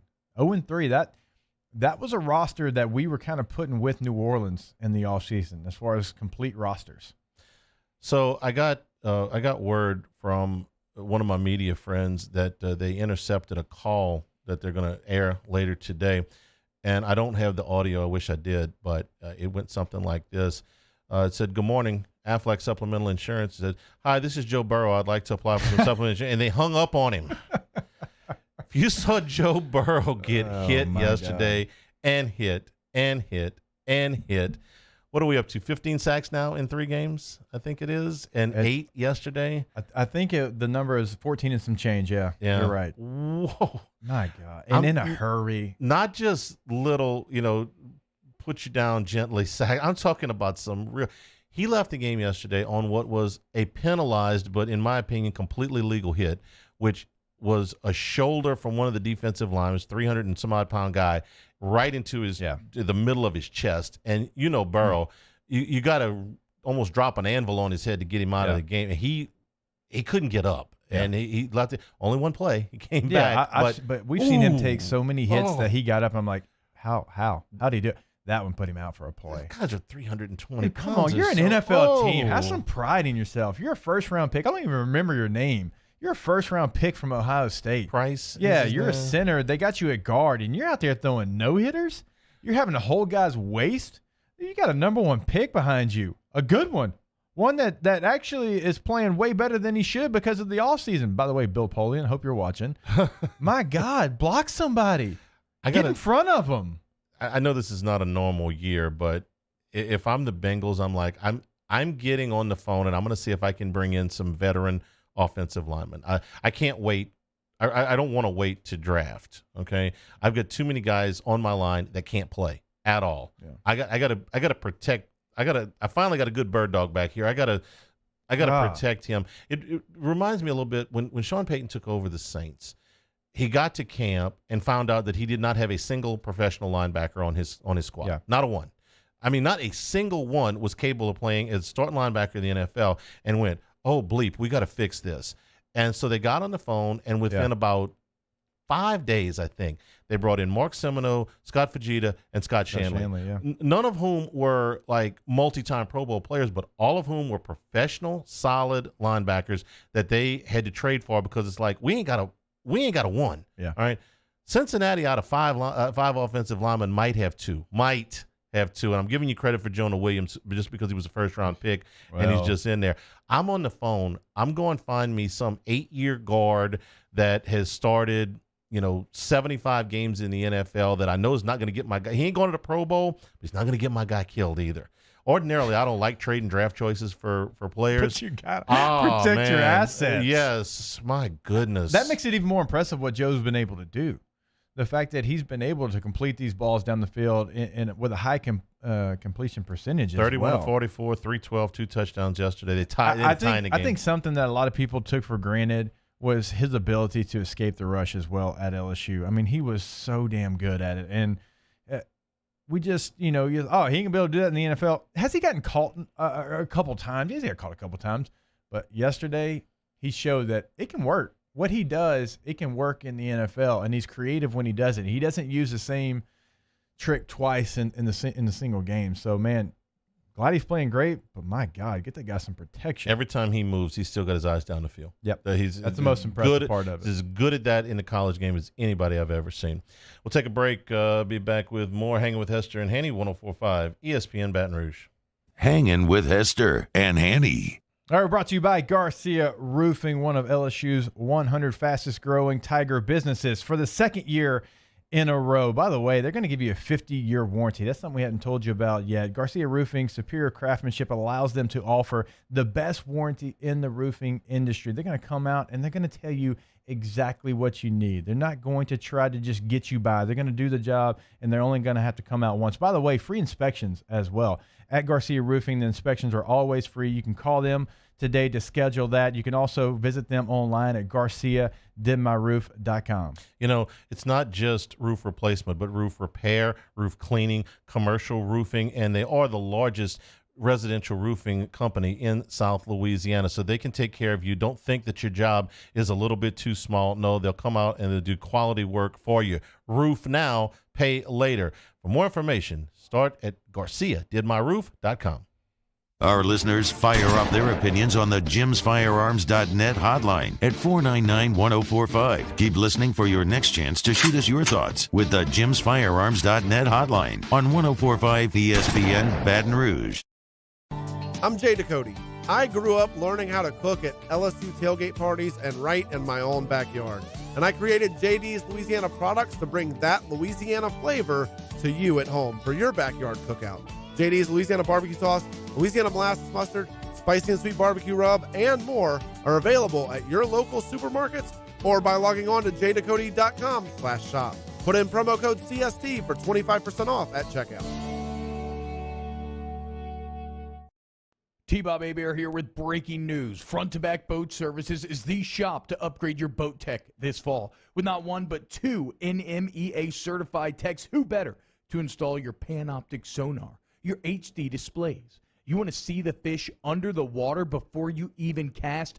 They have that. Trolling motor you could control with your iPhone? They have that. So what are you waiting for? Get into Front to Back Boat Services right now. Upgrade your boat tech. Make your boating dreams come true. Front to Back Boat Services. To all of our heroes working on the front lines of this COVID-19 pandemic, your bravery and selflessness represent the very best of us, and we want to say thank you. I'm asking everyone around the state to join me in celebrating the heroism of our healthcare professionals on the 19th of every month at 1900 hours, that's 7 p.m. Write a note of appreciation, make plans to donate to charitable organizations, or say a prayer. To learn more, visit 19thanks.org. Thank you, and God bless.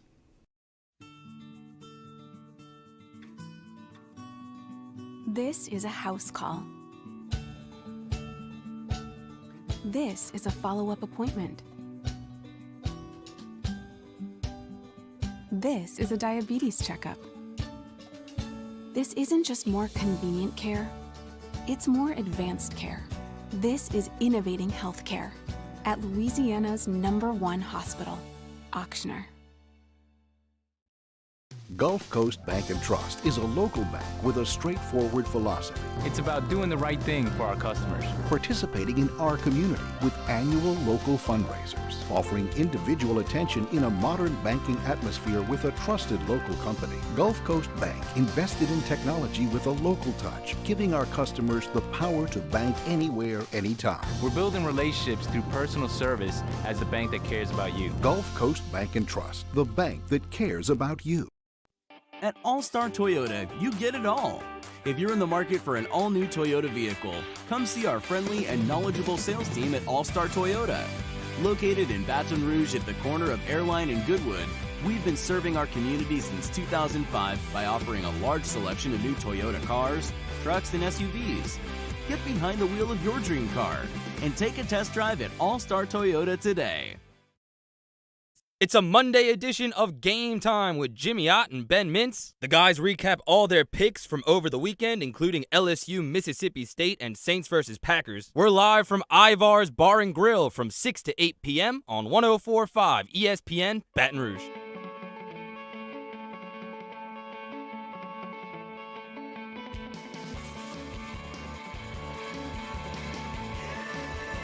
Hangin with Hester and Hanny on 104.5 ESPN Baton Rouge and 1130 The Tiger. I want to go rapid fire with some topics here for you because we, didn't have a chance to get to them. We only been on for 4 hours today, so I don't know how we didn't get to every topic, but just a couple of things. First of all, Seahawks Cowboys yesterday. DK Metcalf, trying to dance into the end zone, but the Seahawks, you overcome that and you win anyway. Yeah. That's your NFC favorites, right? You like them better than the Packers? Yeah, because they're not even healthy right now. They're not healthy. They're banged up on defense, and they're still finding ways. Jamal Adams went out of the game early yesterday, and they're still finding ways. Both offensive guards were out in the second half, including Damian Lewis, and Chris Carson got rolled up on late in the game. You might hear about that tomorrow for a second. No. Pete Carroll's livid about that, and you're going to be able to describe in detail what happened to him. Anybody ever tackle you like that? No, because we had a fault. Yeah, okay. We're going to get to that one. Major League Baseball playoffs set. Sorta, maybe. Yeah. Like what? So many teams, Hanny. So many teams. Okay, so what? You're already complaining about the Braves draw. So, the pairings weren't out for 30 seconds. You're already complaining. Yeah, because I wanted to actually face the Marlins in the postseason. Now they have to face the Reds, and in a postseason that's going to be the best of three. They've got two frontline starters that the Braves are going to have to deal with. So yeah. What time we having Hunt in here tomorrow? I'm thinking noon. O'clock. No. The Cubs start at 1 o'clock. Yeah, he's not going to pay attention if we bring him in at 1 o'clock. Yeah, he's just going to be desk furniture. He's actually really good at multitasking and doing it. He's like the opposite of Flynn. Flynn can't do both. I'm going to trust you. But we're putting him on at the beginning of a Cubs playoff game. And you're saying he can the Marlins. They'll be all right. It's the playoff opener. They could be playing the Yakut Swallows, and Hunt's going to be. Anyway, all right. I'm going to trust you here for a second. Did you? I know right before we tagged up, Hunt and I gave our baseball predictions before everything kind of started. I had the Braves Yankees in the World Series, and that's still in play. Yeah. Playboy Marty might be able to tell you who I picked. I had to do a baseball preview show with him and Mintz. But I don't remember. I don't even remember who I picked. Do you remember who I picked? If they were good picks, please remember. If they weren't, then don't. I remember your AL MVP was Gleyber Torres. And he's not going to win the AL MVP. So Well, I said Ronald Acuna was going to win the NL. He's not now. His teammate probably will. Freddie Freeman, yeah. But the other thing I want to NBA Finals are set. Last two teams in the bubble, Heat and the Lakers. Good game last night. Yeah, it was. I had a chance to flip over a little bit in between and watch some of. I had the two Celtics. TVs going. I was kind of walking back and forth because the Saints, in football, going to take priority. But I'll be damned if the Heat aren't just fun to watch, man. I am rooting for them for so many reasons in the finals. Hey, how many fans of the Miami Heat when LeBron was there are going to be rooting against the Miami Heat in these finals? That drives me crazy. I'm a fan of LeBron. Look, LeBron's so talented. I understand you being a fan, but stick with a team. My goodness, you're going to be rooting against the team in the finals that 8 years ago you were rooting for to win the finals. Yeah, okay, so you've never gotten attached to a player. Not if it's the local team, not if it's like the Saints or the Pelicans or something like that. But you never got attached to a player that you rooted for him everywhere he went? No. Okay. No, you root for the team. Now, I can hope he throws for 500 yards or scores 30 points, but still loses. Because I rooted for Shaquille. I rooted for Shaquille. It wasn't like I was all in when he was with the, Phoenix Suns, or when he was with the Cavs late in his career, or the Celtics when he was, basically done. But I actively rooted for Shaquille when he was with the Magic. I rooted for the Magic. I rooted for the Lakers when he was there, and I rooted for the There's a lot of teams you had to root for because after that Shaquille he kind of tailed off after that. Once he went to Phoenix, his body started to break down and all that stuff. But when he was at his best, I rooted for him wherever he went.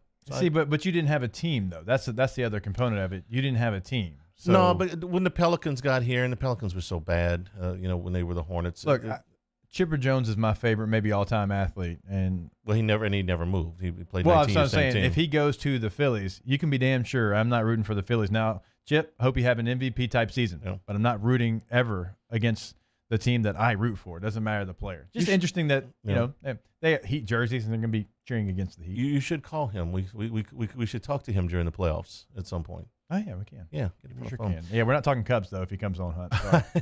I'm doing that. First of all, the Heat are fun to watch. They play the game so hard. Oh, as a team, man, it's so good to see. Watching Bam Adebayo, watching Tyler Hero, watching Jimmy Butler close out games where he's just like, man, you're just not gonna beat me. They are a lot of fun to watch. I don't know if they can win in this series. It just seems predetermined that the Lakers are going to win. And I don't mean predetermined in a way that it's rigged. It just seems like they are everything's set up for them to win. Their two best players are playing their best right now. They've avoided slipping up. They've avoided big injuries and things like that. Their role players are doing exactly what they want them to do. Their coaching staff is in sync with everything that's going on. Their rotations are set. Rondo's playing playoff Rondo basketball at times. So I don't know if they've got enough, but I can't wait to find out because I've never really rooted for the Miami Heat in my life. I watch them. If they win it. I don't care. I will be actively rooting for the Miami Heat. I wonder how the Heat try to match up with the Lakers defensively. What assignments they're going to try to place on different players. Well, I'd probably put Adebayo on Davis. I don't know who you put on James. I mean, there's nobody that matches up with James all that well. So do the best. That's kind you of can. a point. When you look at the roster, who's going to be that guy. But I would put Adebayo on Davis. That's my contribution to trying to defend the Lakers. I'll be curious to see how Davis handles his strength.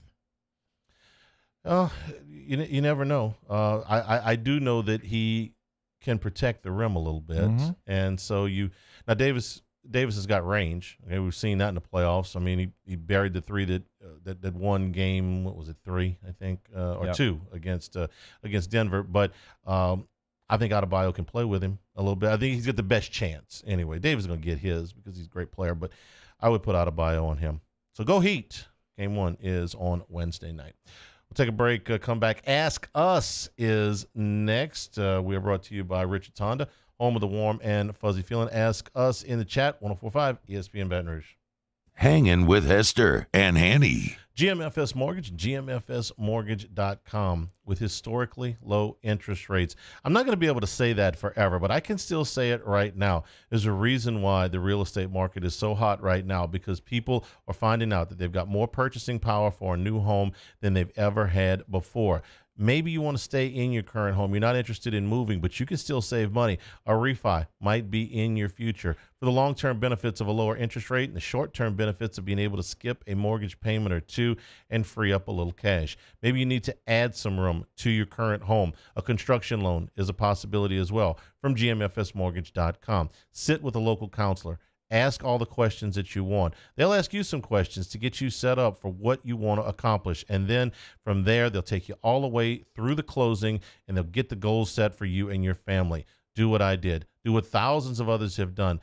Get your financial situation in order for the better with gmfsmortgage.com.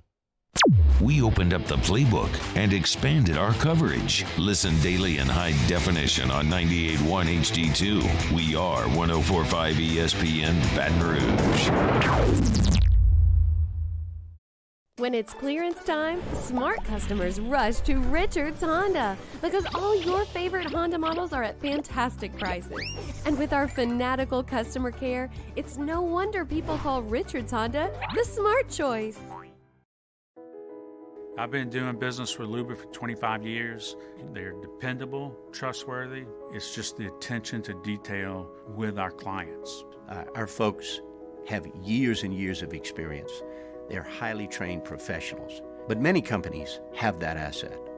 What I'd like to think makes Luba a bit different is that we use those talents in a way that truly is dedicated to serving the needs of the folks who depend on us. This isn't just another day. It's so much more. Kelly's life was put on hold when her auctioneer primary care doctor discovered a rare blood disorder. Her doctor connected her to an auctioneer care team of cancer, heart, and kidney specialists. With multiple primary care locations around Baton Rouge, same-day appointments, and online scheduling, we're relentless about keeping you healthy. Auctioneer Baton Rouge, innovating healthcare for Kelly. Do you know the proper way to prevent the spread of COVID-19 in your office? We do. We're King, a leader in the cleaning industry for over 30 years, and we've developed comprehensive programs to address proper cleaning and disinfection. We have experience in applying disinfecting programs in hospitals, office buildings, schools, and other venues. Now we're ready to help and able to assist customers that need disinfecting services. Gulf Coast Bank and Trust is a local bank with a straightforward philosophy. It's about doing the right thing for our customers. Participating in our community with annual local fundraisers. Offering individual attention in a modern banking atmosphere with a trusted local company. Gulf Coast Bank invested in technology with a local touch, giving our customers the power to bank anywhere, anytime. We're building relationships through personal service as the bank that cares about you. Gulf Coast Bank and Trust, the bank that cares about you. Are you a licensed contractor? There's lots of good contractors in Louisiana doing work the right way, but unfortunately, too many unlicensed contractors are working outside the licensing requirements. Working as a contractor in Louisiana requires a license for the company doing the work. The Louisiana State Licensing Board for Contractors wants to help you get licensed to allow you to conduct work legally. It's not difficult to get the license. We can help you. Go to lacontractor.org for more information.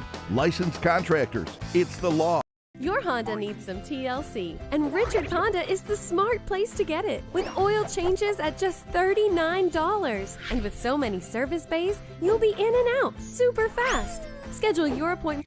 Hey, it's Matt Moscona inviting you to join us for Monday's AFR presented by Relief Windows. We'll hear from Ed Ogeron as he recaps LSU Mississippi State, and we'll talk Saints Packers. Join us Monday, 3 to 6, 104.5 ESPN Baton Rouge.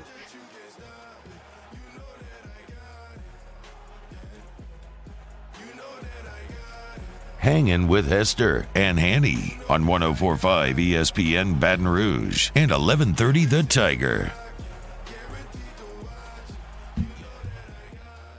And we're brought to you by Richard's Honda, home of the warm and fuzzy feeling. All right, let's go to Ask Us in the Bayou Ford chat. Ask Hester, how long have you been a Braves fan?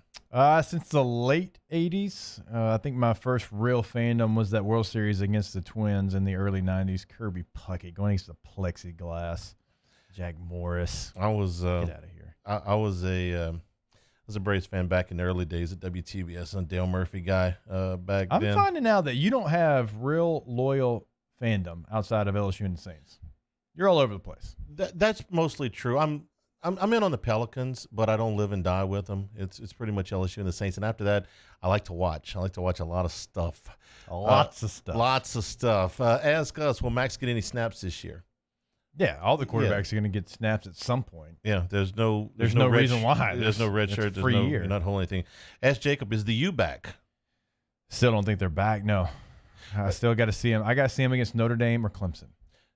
If they go out there, y'all will know. I will tell you if I was wrong. If they go out there and they do that, then they've got something brewing. If they have a year, it doesn't mean that the U is back. I mean, asking the U to get back to where they were with that group in the 80s and 90s is almost impossible. But if you're asking me, can they finish second in the ACC this year? Yes. They can beat North Carolina. They can beat Notre Dame. I don't know that they can beat Clemson, but they can beat everybody else. That what I've seen so far, they can beat everybody else on their schedule. Brett Lashley's done a fantastic job of getting his guys in the spot to make a play. Okay, here's one of these questions that could end up taking up a whole show if it's done the right way. Todd says, ask us, has Kraft Foods jumped the shark with their pumpkin spice mac and cheese? Oh, surely not. No, you like pumpkin. I do, but surely that's not a thing. I think it is, actually. Holy hell. Can you, okay, we need the gallery here. Cade, can you put pumpkin spice on macaroni and cheese? Absolutely not. Absolutely not. Playboy Marty? If girls say yes, then yes. If girls say yes. Paul, where are you on pumpkin spiced mac and cheese? I think mac and cheese is a little too much. Yeah. Pumpkin spice. I like pumpkin bread. I'm okay pumpkin with bread that. is good. I like pumpkin pie. I like pumpkin pie. Okay. I don't eat pumpkin macaroni and cheese. Should we at least try it before we completely dismiss it? Yeah, okay, I'll take that back. Yes, I don't want to be closed-minded. Okay. Have Besh. Send out for Besh. Yeah. Bring us some pumpkin spice mac and cheese. Ask us, what did you think of Texas A&M and Kellen Mond? Overrated or just a bad game? I thought they've been overrated for multiple years. There's no development for me from him. And there's still – he had 3 fumbles. Like there's no – it's coming. No, he's a senior. He's been playing since he got to Texas A&M. I just don't see anything from him. And it's surprising because Jimbo has taken any quarterback he's had and turned them into a first-round pick for the most part. Reminds me a little bit of Freddie Kitchens. Freddie Kitchens started 145 games in his career and never got any better. Let's see. Neither. Ask us, do the Saints draft Costello? Because, okay, Mike Detillier told us this on the pregame about Costello, that his draft stock is very much dependent upon this year. Right. That there's a lot of, he could go up or down, and a lot of, don't put any draft grade you put on KJ Costello today is most likely to change. Right. So right now, I can't say that. He did make some impressive throws that weren't just the system on Saturday. Yeah. On the sidelines. He's got some stuff with him. Yeah. Ask Jake, do you like almond or coconut milk? Neither. I just like milk. Okay. I take it skim, though, because I drink too much. If I drank whole milk, I'd be 400 pounds. Ask us, is this defense better right now than at any point last season? I'm surprised it took that long to get to that today. Yeah. No, I think in O said it. He thought coming out of training camp he had seen a defense that made him believe that. I don't think anybody's saying that today. Ask us, what's better than breakfast for supper? Supper for supper, but I mean, breakfast for supper hits every time. Let's see. Ask us, on a scale of 1 to 10, how big of changes are you expecting Saturday against Vandy? 8. I'm expecting actually some things to change scheme-wise, not greatly, personnel-wise for sure. Ask us, will it be a 60-40 run-pass ratio this Saturday? Probably. If not Isaiah more. Spiller just ran for 100-something yards on 9 7 carries. yards a carry, and they didn't have a quarterback. Ask us, do you have any information on why Cole Tracy still isn't on an NFL roster? Yes, leg strength. Yeah. That's it. You watched Harrison Butker for the Chiefs last week. Yeah. The guy made 253-yarders and 253-yarders and a 58-yarder, or 53 and 258s. It's a 53 and 258s, right? Yeah. Okay. Tracy was incredibly accurate from 45 yards in, but he did not have. God bless him. He can make it. He can make a 50-yard field goal, but they want you to make a 50-yard field goal in the middle of the net, not hitting the crossbar, with your eyes closed. Right. And most of those guys can do that. Let's see. Ask us, was this the day y'all started 10 from Sammy's on Highland? Yes, it was. We started, and every week that LSU has a press conference, we will be at Sammy's on Highland from 10 until noon. Then we'll have the press conference, and then we'll do the last 2 hours of the show from here. Let's see. Ask us who wins tonight, Ravens or Chiefs? You're going with the Chiefs. I'm going with Baltimore. I'm going with the Chiefs. I'll take the Chiefs straight up. I'll be on the other side of this deal. Okay. Spin the wheel. Would you rather have unlimited international first-class tickets or never have to pay for fast food at restaurants? You know, I don't. It's not that I'm eat a ton of fast food. I mean, all evidence to the contrary. Trust me, this is from other stuff. But I'm not one of these guys that has 19 places in the world that I want to go. Oh. If I never go to if I never go to Bora Bora. Yeah, I'll be okay with that. I mean, I enjoyed the one trip I made to Europe was great. Right. I don't necessarily have to go back. I mean, maybe, but it's so personally, I'd love to just be able to hop on a plane, go anywhere in the country. My wife and I love to travel, but we have 4 children, so we don't get to travel. And these 4 children eat me out of house and home. So give me the free food. Okay, 6 international tickets might be a little bit steep. Okay, what else? Let's see. Have you seen Lane Kiffin's T-shirt at his press conference? Woo, yes. All aboard the Lane train, LFG. Yeah, it's just Lane. Okay. All right. Would you rather be an average person in the present day or a king of a large country 2,500 years ago? 2,500 years ago? Yeah.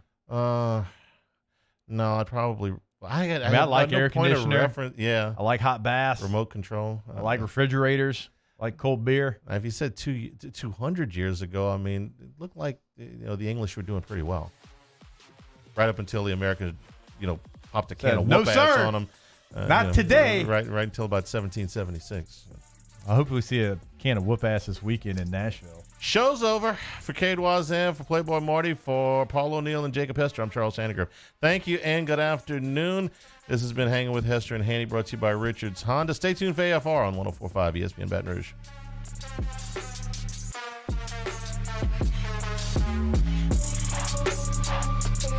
Hanging with Hester and Hanny. We are glad to be brought to you by the Tiger Athletic Foundation. As a former LSU student athlete, I can tell you that your Tigers give 110% each day. They're not only committed to winning championships, but also committed to winning in the classroom. LSU Athletics is one of the very few programs in the nation who has remained self-sufficient in its operations. But this year, as we all know, LSU Athletics is facing unforeseen adversity. Due to the restrictions around COVID-19, the loss of essential revenue to LSU Athletics will be in the tens of millions of dollars. This is a good time to remind ourselves that we are Tigers and our go never stops. LSU and the Tiger Athletic Foundation is urging everyone to donate to the Victory Fund to keep LSU student athletes going. The Victory Fund will provide financial support for the most critical areas of need, including scholarships, healthcare, academic support for those student athletes. Your support is critical to the future of LSU athletics. To learn more information and to donate, you can visit them at victory.lsutaf.org. Gulf Coast Office Products is a nationally recognized Savin office equipment dealer based right here in Louisiana. Over 100 employees strong, Gulf Coast has the boots on the ground to support all vertical markets, from education, engineering, legal, and finance. With the latest in office technology, from desktop to production segment units, Gulf Coast and Savin have the perfect fit for you. Call 225-756-2644. That's 756-2644 for Gulf Coast Office Products.